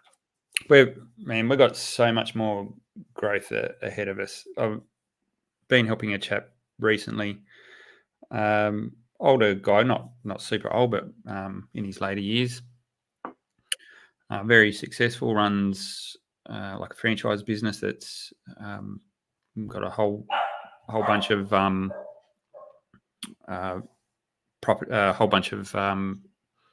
franchisees in the real estate industry. So he understands investing in real estate really, really well. Has just been dipping his toe into the world of crypto and is going head on into it. We're going down all the different rabbit holes as he sort of the light bulb comes on. So obviously had a good look at Bitcoin and ETH, and now starting to look further afield. And his mind's blown, mate, because he's just going, I can't believe all this was happening and I wasn't even aware of it. And I think that's the case for a lot of people, is they don't understand the depth of what's going on. They hear little snippets about Bitcoin and maybe Ethereum and things like that just in the newspaper, on traditional media, but they got no clue what the bottom of this iceberg looks like. They're just seeing the little tippy top. Yeah. And when they start to see it, they go, holy shit, I actually see what this is all about. It's kind of funny because I think when we talk about crypto and we're talking about PulseChain and Hex and things like that, a lot of normies just actually hear Bitcoin. Like they just go, I get it. You're talking about Bitcoin. Yeah, I know Bitcoin. No, that's not what I'm talking about. Like you need to listen to all these things that I'm about to teach you. But so that's kind of worked in our favor, because Bitcoin has been one of the highest performing assets of the last couple of years. It's literally gone from like 15K to 70K. They're kind of going, oh wow, like maybe I should have got into Bitcoin. And you're like, it's too late now, because you're only going to get like limp dick gains now. You're going to get like a 2x maybe. But they understand that, and like you got to put that in perspective as well. So these are guys that they're coming from the traditional finance world, or seeing gains, like traditional finance world gains, and you go, you might get 100 or 200% on your money, and they're like, yeah, cool, awesome, that's awesome, because that'll take you 10 years to get that in TradFi. So but I'm used to like meme coins, like shit coinery, where it's like you get a 15x in like a week, and you're like, not bad. Like that's pretty good. Like but you're not going to chuck they're not big dollars. You're not going to chuck your generational wealth into that. That's true. It's a risk curve. These guys are bringing in pretty decent chunks of cash that they want to park somewhere. So their toe in the water is all the larger stuff. Yeah, but so I just say, why not both? Like, why? They're not mutually exclusive. Like, you can have, big dollars in Bitcoin and ETH or whatever, and then you can have slightly less amounts in some of these other, if you think that there's some other L1s like Pulse and things like that. But then the very smallest, and then like the smallest allocation, you would be in some of these meme coins. But it's amazing how some of these meme coins can actually outperform as well. And then you turn around and go, ooh, and then you can rotate back into your core bags and things like that. Yeah. The big thing I think we need to be wary of, though, is when you're introducing these new guys into the space, is you've got to be, you really want to educate them on actual being on chain and using DeFi, because there's so many. Well, it's not even that, but there are so many companies that are built up, particularly targeting sort of boomer type people, where, and I was looking at one the other day. It's been around for a while. I won't even mention the name. Sure. But effectively, you get people into the exchange, and they started off where you buy a bundle. So a bundle would be, let's say it costs you $2,000 a bundle, and you get a bit of Bitcoin, you get a bit of ETH, but then they give you 20% of their shitcoin, which you can't even trade anywhere else. But it looks like you've gotten value because they're holding up the price in their own platform and everything like that. And then you dig a bit deeper, and they go, "Oh no, you can't transfer the Bitcoin off or the ETH off. Like you've got to cash it out to get out." And so there's all this sort of shenanigans going on. They're holding it. Yeah, and that's exactly what I said. So where's your proof of reserves and all this sort of shit? And the guy that was promoting it to me, I'm like, man, he didn't even know what that term was. Oh wow. Yeah. And I'm saying, you're out there selling this shit, and you don't know who. Because you say, "No, they're fully insured." I said, guarantee they're not fully insured either, buddy. I was going to say, it's not likely, because Have they been Yeah. audited? Like you say, proof of reserves, show that they actually have those coins on chain that they say they do. Yeah. A lot of And these I was guys more are like, getting yeah, in yeah, you cash. got it was dodgy shit, but there's a lot of those platforms that have been built up, and they will capture boomers, and boomers will think, yeah, I'm in crypto, but they're missing the Yeah. whole. Yeah, they've got that's a shame. exposure to the space, but they're not actually understanding what the space is about. And I think that's Yeah, you've well, got to I get think people across that line. that's maybe, I was saying it's encouraging that, with Coinbase's new wallet, that there's sort of this narrative at the moment about the on-chain summer and this sort of idea of being on-chain, because hexagons and pulsicons, or what did I say that we were? I can't remember. But yeah, we're basically already all over the on-chain sort of stuff, and we've got our security, on-chain security, hardware wallets and things like that. So we're sort of already on top of that. So yeah, I think it'd be great for people to sort of embrace that security side of things, and it's actually real DeFi, not just like fake crypto, like what you're saying. Yeah, the exchange. well, I think that's where you see a light bulb go on when someone actually goes from, oh yeah, I'm holding Bitcoin on a platform or an exchange, when they actually move it out and they realize that, okay, well, I can just create an account and I don't need to ask permission, and well, I can just send that to you like that, and you go, yeah, this is what it's all about, man. Like That's the whole point. Yeah, and that once that triggers, then they go, oh yeah, now I see what the big deal is. So if you can get those lights switched on, that's it's a big one. Big change.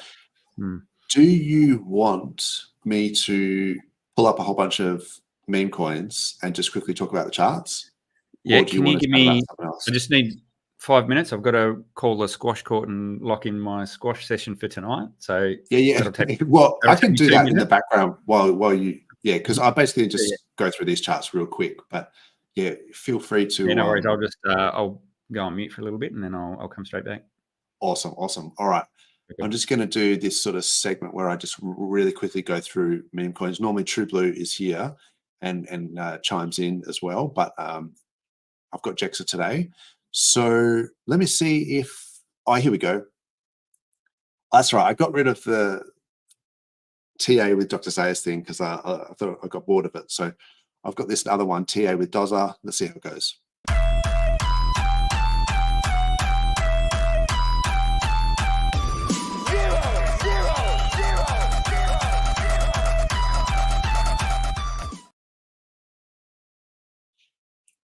All right. So feel free in the chat to throw in any tickers that you might be interested in me charting.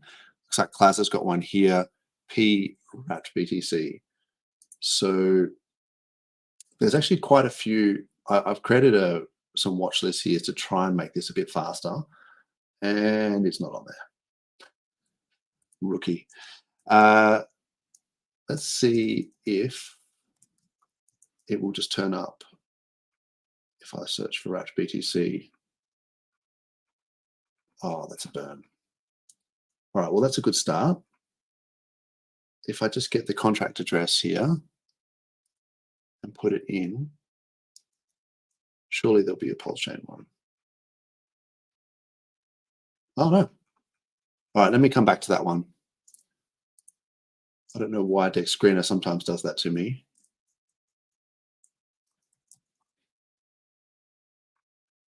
Yeah, Dex Screener's been glitching a little bit lately. So, all right, let's go back to this watch list. So, oh, Casper, okay. That's not on Dex Screener. I think that is on TradingView. So I said with this part of the segment, I'm just sort of going through any tokens, and I'm not necessarily going to be talking, just PulseChain. So there's, let's have a look here, Casper. Oh, okay, wow. So this is on the weekly. You've got some, I think it was, there's some daily resistance here up at about 18.5, 18.3, and it hasn't closed above that on the daily, sort of wicked above it and came back down. But in terms of it's like definitely had a bit of a trend reversal here. It's a downtrend, and then now it's an uptrend. You got the 10-day above the 20-day. On the weekly, looks like it needs to come back a little bit before it takes off. Yeah, it's on the weekly. I can put in just a weekly line here as well. It might end up closing above like an all-time high closing. So yeah, that's definitely one to consider. I like the structure of it anyway. Go ahead. I reckon it needs to come back to the previous high. So okay. Not the one where you got the green line starting, the next one back. Oh, okay. You think it might need to come back down here? Yeah. Interesting. Okay. It's sort of maybe bounced off that. It's hard to see with these wicks. I'd have to check on the daily, but whether it's come back down and hit that or whether it needs just on the way up. I reckon it needs to just come back, give it a touch. Okay, interesting. So that sort of boxed out area anyway is sort of interesting, and maybe see if it can maintain this closing the candles above that previous all-time high close, and then also you don't really want it to close below this 20-week. Like that's a little bit bearish when it's doing that. Like so, yeah, definitely one to keep an eye on. But short term, it looks like it's doing okay. Red Squirrel said Tetra P. I believe I put this in here somewhere. Here it is. So he asked us. Red Squirrel is always in the chat, and he's asked this the last couple of weeks. And yeah, so I was talking about this last week where there was like a weekly support here that it looked like it had just sort of faked out, but it was kind of respecting. And then it's done a fairly big pump actually in the last week. Yeah. So do you not pop that onto the Pulse chart? So versus Pulse?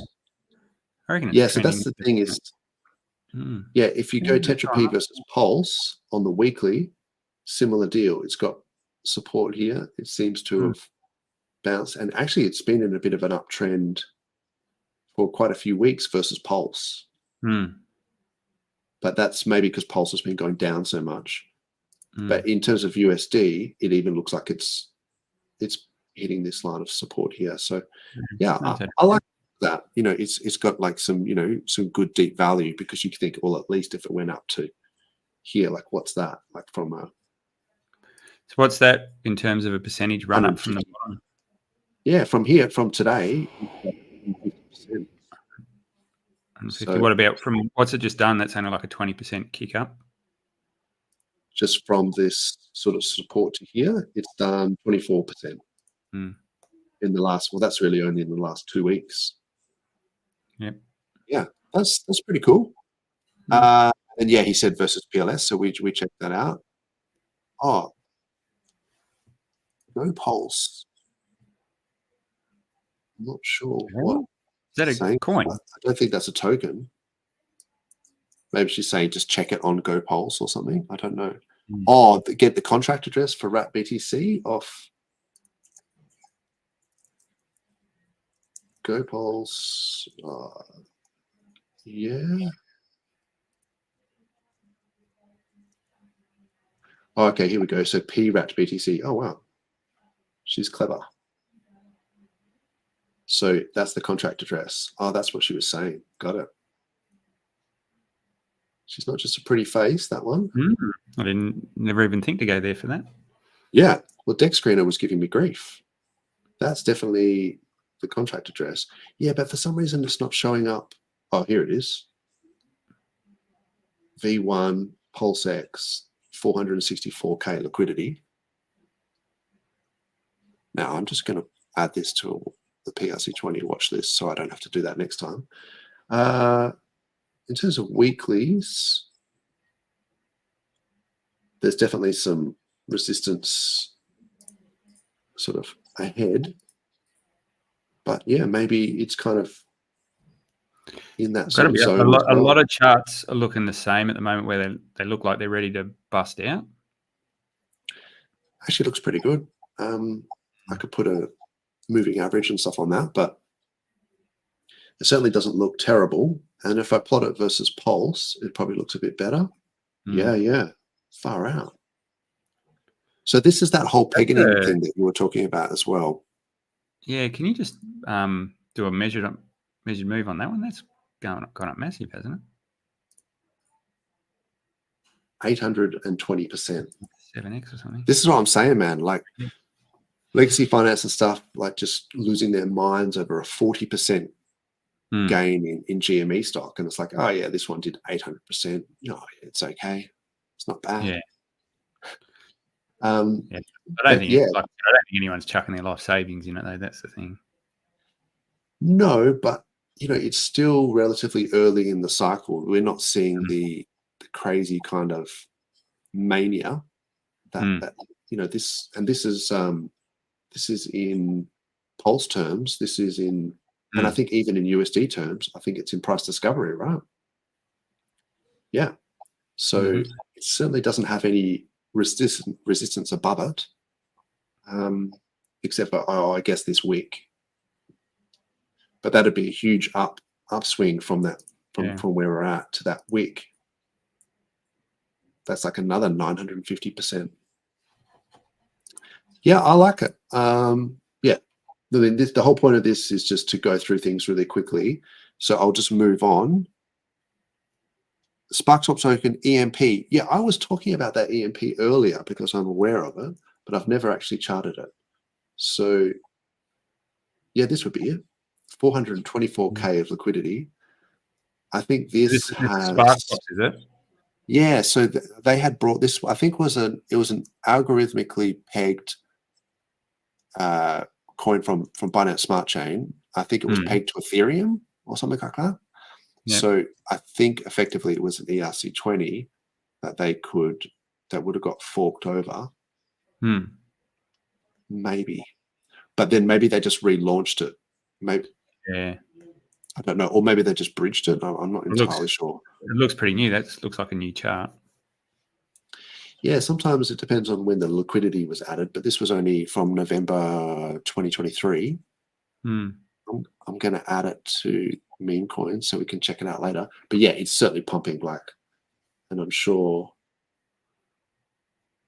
Oh, this is on SparkSwap, but it's pooled with wrapped ETH. So yeah, okay. That's a pretty decent candle. That's massive. It's been pumping. The devs are cooking, as Somi likes to say. Shout out Somi again. The SparkSwap guys. Have you seen their new front end? No, I haven't. I've seen something pop up. Haven't had a chance to go back and check it out though. It's pretty cool, man. Like before, it was hard to find the bridge and stuff, and you can just go bam, bridge. Yeah. And then so this is where I was saying that I remember seeing that EMP. But so you can bridge in from Binance Smart Chain. So it's just the idea is using smaller amounts, but the fees are a lot cheaper than bridging in from Ethereum. But I think you can do it from Arbitrum as well. Oh, maybe not anymore. You used to be able to go from Arbitrum. Oh no, you can go Arbitrum to Pulse. Yeah.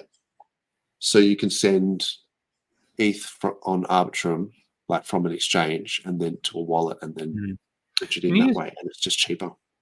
Was there staked ETH or something on there just then? Oh, yeah. I think they have some farms.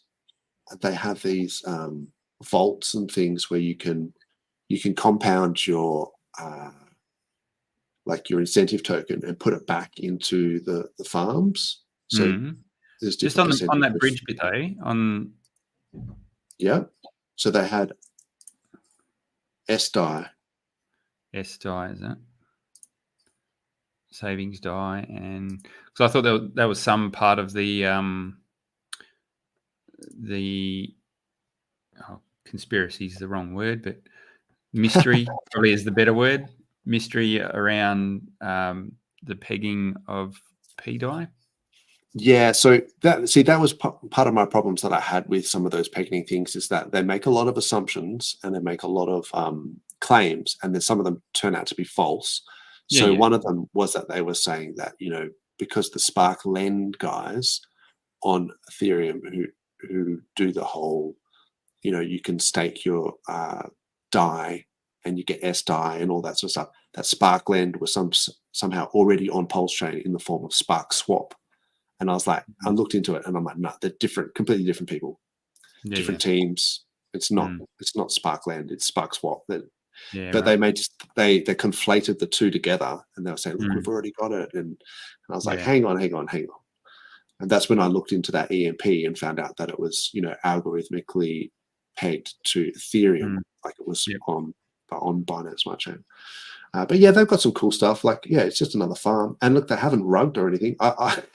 That's not a good like metric. They haven't rugged yet, but they I thought at the start, like I was like, oh, like who knows whether these guys are going to be around and this sort of stuff. But they have been around a long time, and so I think that's the thing, is like trust is earned, isn't it? So, but yeah, are there some other tickers? Okay, GME on Pulse. GME. Let's check it out. I don't know if it's going to show up. Oh, here we go. GME on Pulse. GameStop V3. Oh, so this is on 9mm. It's got 31K of liquidity. Oh, well, it's pumping. There you go. So if anyone has come in from the Roaring Kitty kind of crew, zoom out a little bit more because it's not straight. Oh, that's on a 1 hour. That's on the dailies. That's pretty good. I'm not going to lie. I had a little dabble in this one, messed around a little bit. I think I may have just put like, $100 or something in it when it came out. I can't remember. But I actually already had GME on Solana from ages ago when I watched that Roaring Kitty, documentary. So at the time I was like, you know what? So yeah, that was a while ago. But yeah, I was stoked that they brought this out because this is what we want, right? We want people to watch a Netflix documentary, and be like, I should get some, and the gains are just so much better in crypto than they are in legacy finance. So now I was going to look at, you were talking about LUSD before. That is looking pretty good. I know it's had a big boost up. So that where you can see the big green candle, that's when pretty much the price got the Oracle. All the hype. Well, that's when the Oracle feed got injected. So gotcha. That sort of changed a few dynamics on that one. Yeah, I mean, with some of these things, you kind of have to look on a daily time frame, but even the weeklies sort of looking pretty impressive. But I'm sure even if we did it on the dailies and priced it in Pulse, yeah, it's done it against Pulse. It's done about a 10x, I think. 1,800%. So more like 17x or something. That's crazy. But yeah, these are like small bullets and things. I mean, I know the PDI guys are probably a bit different. Some of those guys like go all in. I think if you're on PulseChain and whether you believe they can peg or not, having a couple of bucks in a few of those things is not a bad thing to do.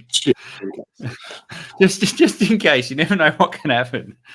Yeah, I come from the school of Tangent, where he says he preaches about regret minimization, and I think that's a good strategy to have, where you kind of just go, if this thing went, and did like 1,000x, and I would just watched it go up the entire time, I would be so spewing.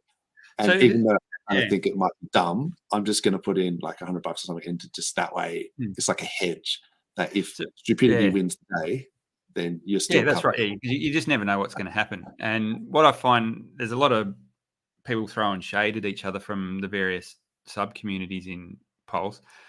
And the easiest fix to that is if everyone's got just a little bag of everything on the different sectors, they're going to be cheering for anything to go up, mate. They don't. Yeah, that's why I find it so weird. Doesn't have to be combative. You just hold a little bit and everyone will cheer.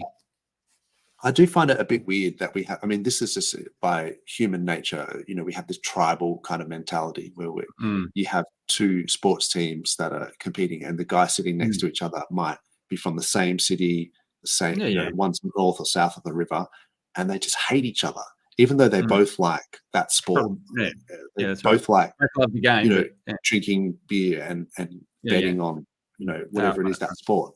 But they still hate each other. And you're just like, can we not just get along, people? Like, even if you're into Atropa or if you're into Tangang, like, does it really matter? Like, I like the whole there's that quote from Jurassic Park where I think it's Newman's character, the guy from Seinfeld, but someone tells him, you know, oh, quiet down, quiet down. And he goes, no one cares, no one cares. And it's just, I like that idea. And I think somebody says it as well. It's just like, no one cares. Like, at the end of the day, you're here to make money. If you're buying PDI, like, or if you're buying Atropa or if you're buying Tangang, like, just buy the one that's the most profitable and then just be happy. Like, I want to support everyone on the chain. Like, if there's stuff like that and everyone's working hard to try and bring value in, I'm all for it. Yeah. Like, I think we all win together. So, I mean, if the chart looks like shit, then we're going to call it out and say it, like, as well. So, but if the charts are doing well, so, and I've said this before as well, you can't say that a chart is shit or a chart is good. You can only say over what time frame is the chart doing well and when is it not doing well. So say, for example, this OMG coin, Orange Man Good, shout out to Tangang. I was like, you know, I was lucky because I sort of followed that Tangent's advice and Somi, when they were talking about, you know, with Tangent spreadsheet, and you could get a like a shark position in some of these coins for super cheap. And so I was like into OMG early. But then, like, I recognized that it was just in a bubble and that it was just going parabolic. And I was like, you know what? I think it might be about to go down a bit. And it closed here now below the 20-day MA. But so, yeah, I don't know. Some of these Tangang tickers sort of, they have a little retracement and then they keep pumping. But certainly when I sort of saw some of this retracement, I was like, yeah, you know, there's definite resistance here. So you'd have to be pretty bullish to sort of see it bust through that now. Yeah. But that's what people do. They rotate into different things, you know. So I think. Oh, you might be able to answer this question. So Tin Tops just put in 9 mils, had a good gains. How can you earn 9mm token? So originally, I'm not an expert. I'm not, you know, a Tangang expert or anything, but I think it was just from providing liquidity on 9mm. So is that still a thing though? Because I had a look and I thought there might have been a pool or something where you need to deposit LP tokens. So I think there was also the PulseOG NFTs. Do you remember those that you could buy? I was aware of them. Yeah, but I thought they were paying out in the OG token or something at one stage. I thought that if you had a PulseOG, you got like a percentage of the revenue share from 9mm. Which I thought they were doing something with the OG token, and then there was some debacle with that. I don't know. I know the OG was normally from the Pussycat farms, where you could, you know, provide liquidity and you'd get. Maybe I'm getting confused. That was their incentive. That was their incentive token, the OG token from the Pussycat farms, and then the Rentamania, you could provide liquidity and you'd get. I think their incentive token was Enigma, and then you could get the OG tokens. Like incentive tokens from the Pussycat farms and the Enigma incentive tokens from the Rentamania farms, put them together in a pool on 9mm, and that was that infinite money glitch thing where they were sort of saying, you know, so yeah, there was a couple of, but I think that was 9mm V2 that you did that with, but V3. So I think if you provided liquidity, Tin seems to know. When you're providing LP, is there anything else you need to do, or you just got to be providing LP? And is it issued as a? I think it's like at the 9th of every month or something. They pay it out. So maybe it hasn't paid out yet.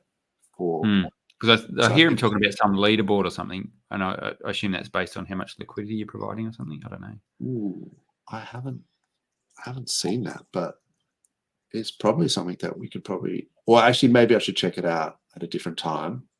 and then I because haven't. and do a bit of research about it. Yeah, I was looking all through these menus here, and I couldn't. So there's the rewards thing, and I'm not sure if that's Is what this they it? refer to. This might be it.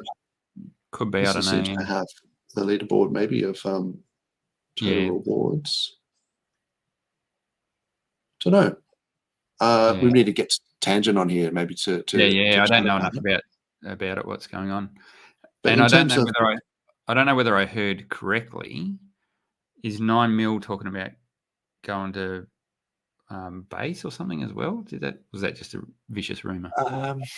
So I think they were talking about bridging in. So the Tangang guys were going to bridge in, like say HOA over to base, so you could have like wrapped HOA and things like that on base, and maybe you could do that with a bunch of tokens. I'm not sure whether 9mm are going to sort of function as like liquidity providing DEX, on base though. I haven't heard about that.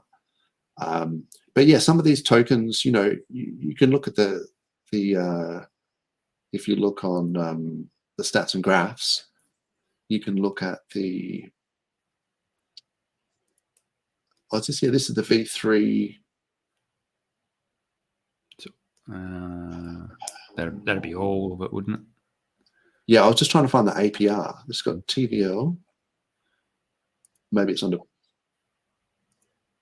I could have sworn it was under this, but maybe not. You wouldn't. Would you be able to do that? Yeah, they used to have APR on here, or maybe it was only on V2. Anyway, I'm getting distracted, but feel free, for the chat to let us know, or we can just sort of go through this in our own time. We need Tangent to give us a bit of here we go. It was on the V2. Yeah, V2 pairs on 9mm. These are the that makes more sense. LP APR. So I guess you could sort it in terms of some of these pairs are pretty funny. Ahoy, Nobby, Keynote. But I'm assuming they're giving out the OG tokens on all LP, not just V2 pairs, I would have thought. Well, these aren't farms; these are just pools. So you just earning fees. That's what I don't get. That's what I don't understand. How? Well, that's different. That's different from the Pussycat farms. So these are just LP. So you're getting the fees in the 2 coins, but the So on the Pussycat, you would have had to deposit your LP into a farm of some sort. Exactly. Yeah, that was like more like the PulseX sort of farms where you take your LP tokens and then you can stake those tokens in the farms. But then you end up paying, I think there's like a deposit fee or something as well. So yeah. Anyway, I think I'm getting slightly distracted. Let me quickly go back to this and see if there's any other tokens here. Oh no, I think that was pretty much it. All right, in that case, let me just quickly go through a bunch because we're talking about the Tangang. Let's look at HOA real quick. This is on the daily. Oh, that's right. So there was some resistance here and there was some support here, and it looks like it's just bounced off that. So that's actually still looking okay. How's that on the Pulse chart? Oh, yeah. Against Pulse, I think it's killing it. Mm. Yeah, I mean, if you go on weeklies, it's absolutely just smoking. So, yeah. Okay. Let's look at Teddy Bear. That's another community. So this was interesting, the way that it kind of really respected these levels. Sometimes I see that and I'm kind of like, is somebody this is on the 4-hour. So like I thought that was like a level of resistance and it just hit it and it just came back down. And like, say for example, that's obviously a support that turned into resistance. So maybe people are putting limit orders in, but certainly this one here, this top one, it just faked out and went back down quite a bit actually. So I think they're relative to Pulse as well. I think that's looking pretty good. I think. Yeah, if I go in terms of Pulse on the 4-hour, Yeah, it's making higher lows. I'm trying to think what other one I was looking at the other day. It looked really good. Is it a Tropo? Have a look at that one as well if you got that. Sure. I just saw this 9mm is going up. Maybe that's why someone mentioned it, that the actual 9mm token, I think, is actually going up for some reason. It's having a good run. Yeah, awesome. Yeah, I think I've got some of that staked. So my 9mm is staked, and you get some sort of rewards from that. So that's really cool. The Atropa one, let's just have a look. I think I had that under. So I think because there's a Diatropa pool, which is pretty massive, I can just invert that. So this is Atropa. Yeah. Yep. P Diatropa. Yeah. I think it's pretty massive. It's like, yeah. What the hell? 36 million in liquidity. Yeah. Okay. All right.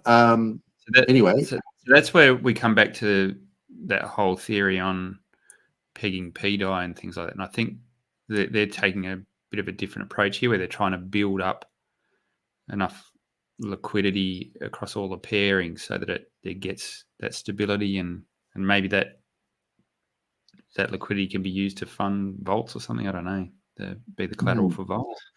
So that's why I think this one's an interesting experiment, what they're doing over there. Look, I like the chart in terms of like the long-term, I guess this was resistance that then became support because it sort of bounced off this a couple of times. And it's starting to look good. So on the dailies, with the moving averages now, you know, the 10-day is above the 20-day, and then the price is above both of them. So if this could consolidate in an uptrend, this could be a good move. So, and isn't there that there's some sort of the Atropa dev was going to be doing a talk in Amsterdam? I think there's some sort of PulseChain conference thing going to Amsterdam, and I think he was going to be there. That Maria dev guy. Yeah. So he's obviously pretty smart. Guy. Yeah. After what he said in the last chat, I didn't understand. Yeah, he definitely seems like a smart guy. And so any other PRC20? So there's the PRV. That one's sort of just going sideways. I mean, in terms of USD, it looks like it's actually on its way down, maybe. What about, is there P-Link? There would be. I haven't really been paying much attention to it. It's just going sideways. It's not doing anything. So what about, I mean, this is just for my own personal thing. I just was interested in, like, say, Dick with Butt. Let's just see, because that was doing really well, but then it started rolling over, and then it had this line of support. It broke down, and it's now approaching it again. So that'd be interesting. I'd really like to see it sort of back above the 10 and the 20-day moving average and back above this line of support. Because if it gets rejected off here, then it could keep going down. And what about like Peach and Chetan? I think there was like a long time frame support. It broke down as well. Oh, that's USD. Yeah, same deal. It really needs to get back above this. What about Peach? Freedom of Peach. Yeah, similar deal. Broke down below support. Needs to get back above it. I mean, that's on the 4-hour, but I don't know. Sometimes I think these guys are rotating, not Tangang, but people who are maybe out of the Tangang but are still buying Tangang tickers. They might be rotating into other stuff. Yeah. Tin Top just brought up the Greys. Have a look at that one. Oh, yeah. So what was that? Is it TG? PTGC. Sorry, did you say like Papa Tango? PTGC. Okay. The Greys currency. So 494K liquidity. It's on PulseX. 7 months. So that one's got that one's got some interesting mechanics about it, though. Okay. Fires I and like burns and things like that. the alien sort of thing. I'm surprised that Somi's not into this one because he does a few alien stuff every now and then.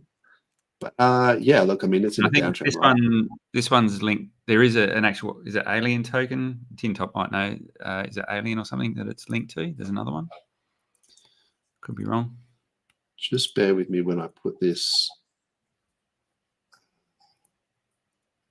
moving averages on, because this one's actually got a bit of history. I mean, what moving average? I normally just do the 10 and 20 simple moving average. I know some people like to do the exponential moving averages and things like that, but I find just the 10 and the 20 simple is enough for me to kind of go, the prices below the 10 and the 20 are sort of inverted here. So that's like downtrend, right? Then they start to converge a little bit, but the price is still below both of them. And then only really now here it's crossed up, has the 10 crossed over the 20 and the price is above both. So this is now uptrend. This is trend reversal from like the end of May. So yeah, I actually do like it. I do like it from that point of view. And if it can go above this 50 as well, then they'll be stacked. See if it's got momentum. I mean, it's certainly worth a bullet, that's for sure. Blue Bump's in the chat. Yeah. Anyone who don't understand is smart chicks are just like us. Okay, that's funny. I could have lots of conversations with Blue Bum, I'm sure, about some of the physics stuff and the nature of gravity, and that's because I know we have different ideas about that stuff. But always good to have a chat and be open-minded. But yeah, I come from more of a traditional sort of, because did you see that Terrence Howard stuff where he was talking about gravity being electromagnetic force and this sort of stuff, but then he makes so many errors with some of his assumptions as well that it's like, where do you sit on sacred geometry? Oh, look, it's probably too late to start this conversation. Yeah, because like there's some really interesting things. I mean, even with just like Fibonacci, for example, like if you look at, isn't it funny how we have this, you see spiral galaxies and you see the same Fibonacci ratios in shells and things like that, and then say on the charts, like why would we have these levels? Why would we respect these energy levels or whatever? So yeah, and there is some really interesting geometric structures. Like I think nature is always trying to economize energy, like to minimize energy expenditure. So you've got to realize that sometimes that drives some of these things. Like symmetry is kind of a very energetically favorable state to be in. So you see a lot of stuff with symmetry that just sort of plays out really weirdly because of this, the symmetric nature of it. But yeah, like I say, I think it could go on and be a very deep and long conversation if we head down. I'll need more beers, After this. But yeah, I've been spending a lot of time down these rabbit holes, and it's interesting. There's something there that we're missing. Yeah, 100%. No, look, our science that we have is an approximation to reality, and the models that we have are just approximations. So just like Newtonian physics and things like that, we sort of started off Newtonian gravity, and then once we got relativistic gravity, we could actually, track like the transition of like Mercury going across the sun, like way more accurately using relativistic formulas and just orbits and things like that. You need relativistic compensations. Otherwise, so. But everyone can think something is one way, and this is, and we've got it right until we don't. Yeah, until the next. Yeah, exactly. So if you were in like a Newtonian, looking at Newtonian physics and things like that, you would say, okay, for looking at slow speeds and things and small masses, you can make approximations to like the acceleration of gravity. But when you start looking at orbits on like large scales and relativistic speeds, then those break down. So then it's like you realize, so there might be certain circumstances where you realize how badly our laws are, break down. But so far, you didn't watch all of that interview though, did you, with Terence Howard? Did you? I did. I sat through the whole thing, and like it was kind of cool. I mean, I get about 3 minutes into it, and he was talking about how sound and electromagnetics have the same thing, and they're just different frequencies. And it's like, well, no, because you can have a 20 kilohertz audible tone, which is a sound pressure level movement of air, and then you can have a 20 kilohertz RF tone, which is an electromagnetic oscillation of electric and magnetic fields. They're completely different. They're not the same. Like, they're the same frequency, but he's conflating two things there and just saying sound and electromagnetics are the same. No, one is like a vibration of air, and one is a field, an actual electromagnetic field. And then the whole thing about gravity and electromagnetics, I mean, I could go on for ages, but they're different spectrums, man. Like, you can have ripples you can have gravity waves, and they have a frequency. Blue Bum's just put in there, explain the hexagon on Saturn. That was pretty interesting how they made up that physics model in the computer, and I obviously don't know fuck all about that sort of stuff. But the fact that it reproduced that was pretty interesting. Yeah, I remember there was some simulations and stuff that he had with some laws, and then they were able to recreate the rings of Saturn, and then the hexagon came about. You've got to be a little bit skeptical as well, because outlandish claims require extraordinary evidence as well. So you can back calculate some of these models. Like, you can start with what you are trying to achieve, and then tweak the model until it looks like exactly what you thought it did. But I do like some of those shapes that he was talking about with the way that he had 6 bubbles intersecting, and it was the negative space between them, the linchpins, but it's like there's that many quadcopters and things out there. I don't know if they really need, like, I didn't see any evidence as to why that would be any better than any of the other sort of copters that are out there. And I didn't see any sort of it was a bit light on for detail, where some of the stuff that he was suggesting they could mine asteroid fields and things like that. Going, hang on, what? So my big thing, I guess the biggest rabbit hole I've gone down recently, and I think if you're after evidence-based stuff, and that's the disappearance of the Malaysian Airlines flight. Oh, yeah. Yeah, that's interesting. I've seen the footage though, but can you trust any footage, man? Like, we know AI. No, so go back and watch. Like, it's not just the footage. There's a whole stack of evidence around what that footage represents. Okay, because I saw the footage and I was like, it looks like Avengers or something. Anyone out there that's interested in this sort of shit, and this is not to do with UFOs or anything like that.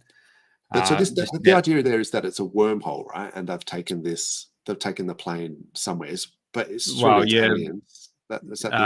You're manipulating gravity, but it's, and normally you'd go, you've got to have a stack of evidence to back this up. But this guy has broken down where the videos come from, so where we think they've come from, and the actual detail in the videos line up perfectly to where the plane would have been, and there's just so many coincidences that it's highly unlikely that it's not true now, is the way I've okay. Send me the link, man, because the problem is, when I look at these things, there's so many assumptions along the way, and then you kind of go, hang on, that's not quite correct, and then you go, hang on, that's not true either, and then it's like some of these Atropa, P-die kind of things. And once you see one or two things that you go, hang on, that's not true.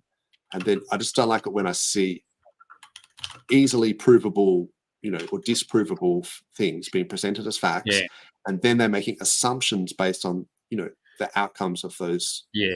Those facts. And you just go, I'm with you like that. For me, I like, and this is where I get lost on all the UFO bullshit, is there's a big leap of faith you've got to tape because there's no hard evidence ever presented. Whereas this one, yeah. a lot of evidence. Yeah. I saw the Somi thing, man, and he was talking about these aliens and this. I used to love watching this stuff as well, and I think it's great for people to, think about this sort of stuff. It's certainly more. It's better to think about, the nature of reality, how gravity actually works, and whether there's, different universes and things like that, and what the government might be hiding from us. It's way better than thinking about that stuff than it is just watching some reality TV show or something. So I encourage people to do this, but it's kind of the problem is when it comes to science, you need it to be repeatable and measurable. Like that's like the scientific method, right? So if you're going to make some sort of claim, I need to measure it. I need to make sure it's repeatable in any laboratory around the world. So it's not faith-based, that it is sort of I'm just trying to provable beyond any shadow of a doubt. So when I see footage of like an alien, it's like some shadowy bullshit, and it's like, oh, it's 10 feet tall and it looks like this, and I'm like squinting, it's filmed on a potato. I'm like, I don't know, man. It looks like a smudge, But then I have seen some stuff like the Tic Tac stuff, which was apparently from American military planes and things like that, where they were tracking like these Tic Tac stuff. And I was like, okay, well, that's that sort of stuff, then that's clearly like a government craft that they're playing with, which makes sense, Area 51 and all these sort of, they're always trying out different stealth tech and other kinds of things. So, but is that necessarily extraterrestrial, or is that just the government playing with cool shit? Yeah, so that's what this one's about. It's probably like a Lockheed Martin or Raytheon. Yeah, these guys, they've got massive budgets, and they don't burn themselves. They've got to spend it on something. So of course they're going to be trying cloaking tech and stealth tech. I mean, the SR-71, the Blackbird, was around in the 70s, and that stuff had, effective like radar cloaking, stealth tech. So they've been working on it for a long time, and I'm guessing it's getting pretty good. But does that necessarily mean it's aliens? I value your opinion, Dozer. I'd like you to go watch the link of the video I've just put in there. And I'll watch it, man. I'll watch it. I'll check it out. We should probably wrap this up, bro, because otherwise I'll have to get more beers and it will I won't be able to go to the gym, basically. But yeah, awesome to see Blue Bum in the chat there, and it looked like he was saying there was another great Rogan episode with Billy Carson, so I might check that out. Space is fake and gay. Yeah, that's okay. Well, I don't get that. People like saying space is fake. Like what? I was having a chat with a friend, and he was trying to convince me that the Earth was flat yesterday. Oh no, I can't do it. I start just going, oh, but look, there's a live feed from the ISS, International Space Station. Here it is, and you can see the curvature, and they're just like, it's all CGI. And then they're like, but check out this grainy, blurry bullshit of like some Sasquatch. And I'm like, what? Hang on, you just said that you don't trust grainy footage, but then now you're immediately showing me this thing that is actual bullshit. Anyway. We should probably wrap it up. But yeah, good to see you, Blue Bum, in the chat. Always welcome to come on, man. And maybe we should just save that for another time. But thanks, chat, and thanks, Jex, for coming on. Thanks, 43 and True Blue. And did you want to say anything else before we wrap it up, Jexer? Nah, man. I'll try and get on a bit more often. Hopefully, I can free up Friday afternoons and come and join you guys. And the other people won't run away as soon as I get on. Exactly. Cool, man. Good to see you. All right, well, enjoy your weekend anyway. All right, see you, chat. Thanks for joining us. Thanks, guys. Thanks, Replay Gang. Thanks, everyone. Oh, and just last one. Okay, 37 on X and 28 on YouTube. Awesome. That's just for my reference. Thanks, guys. Have a good weekend.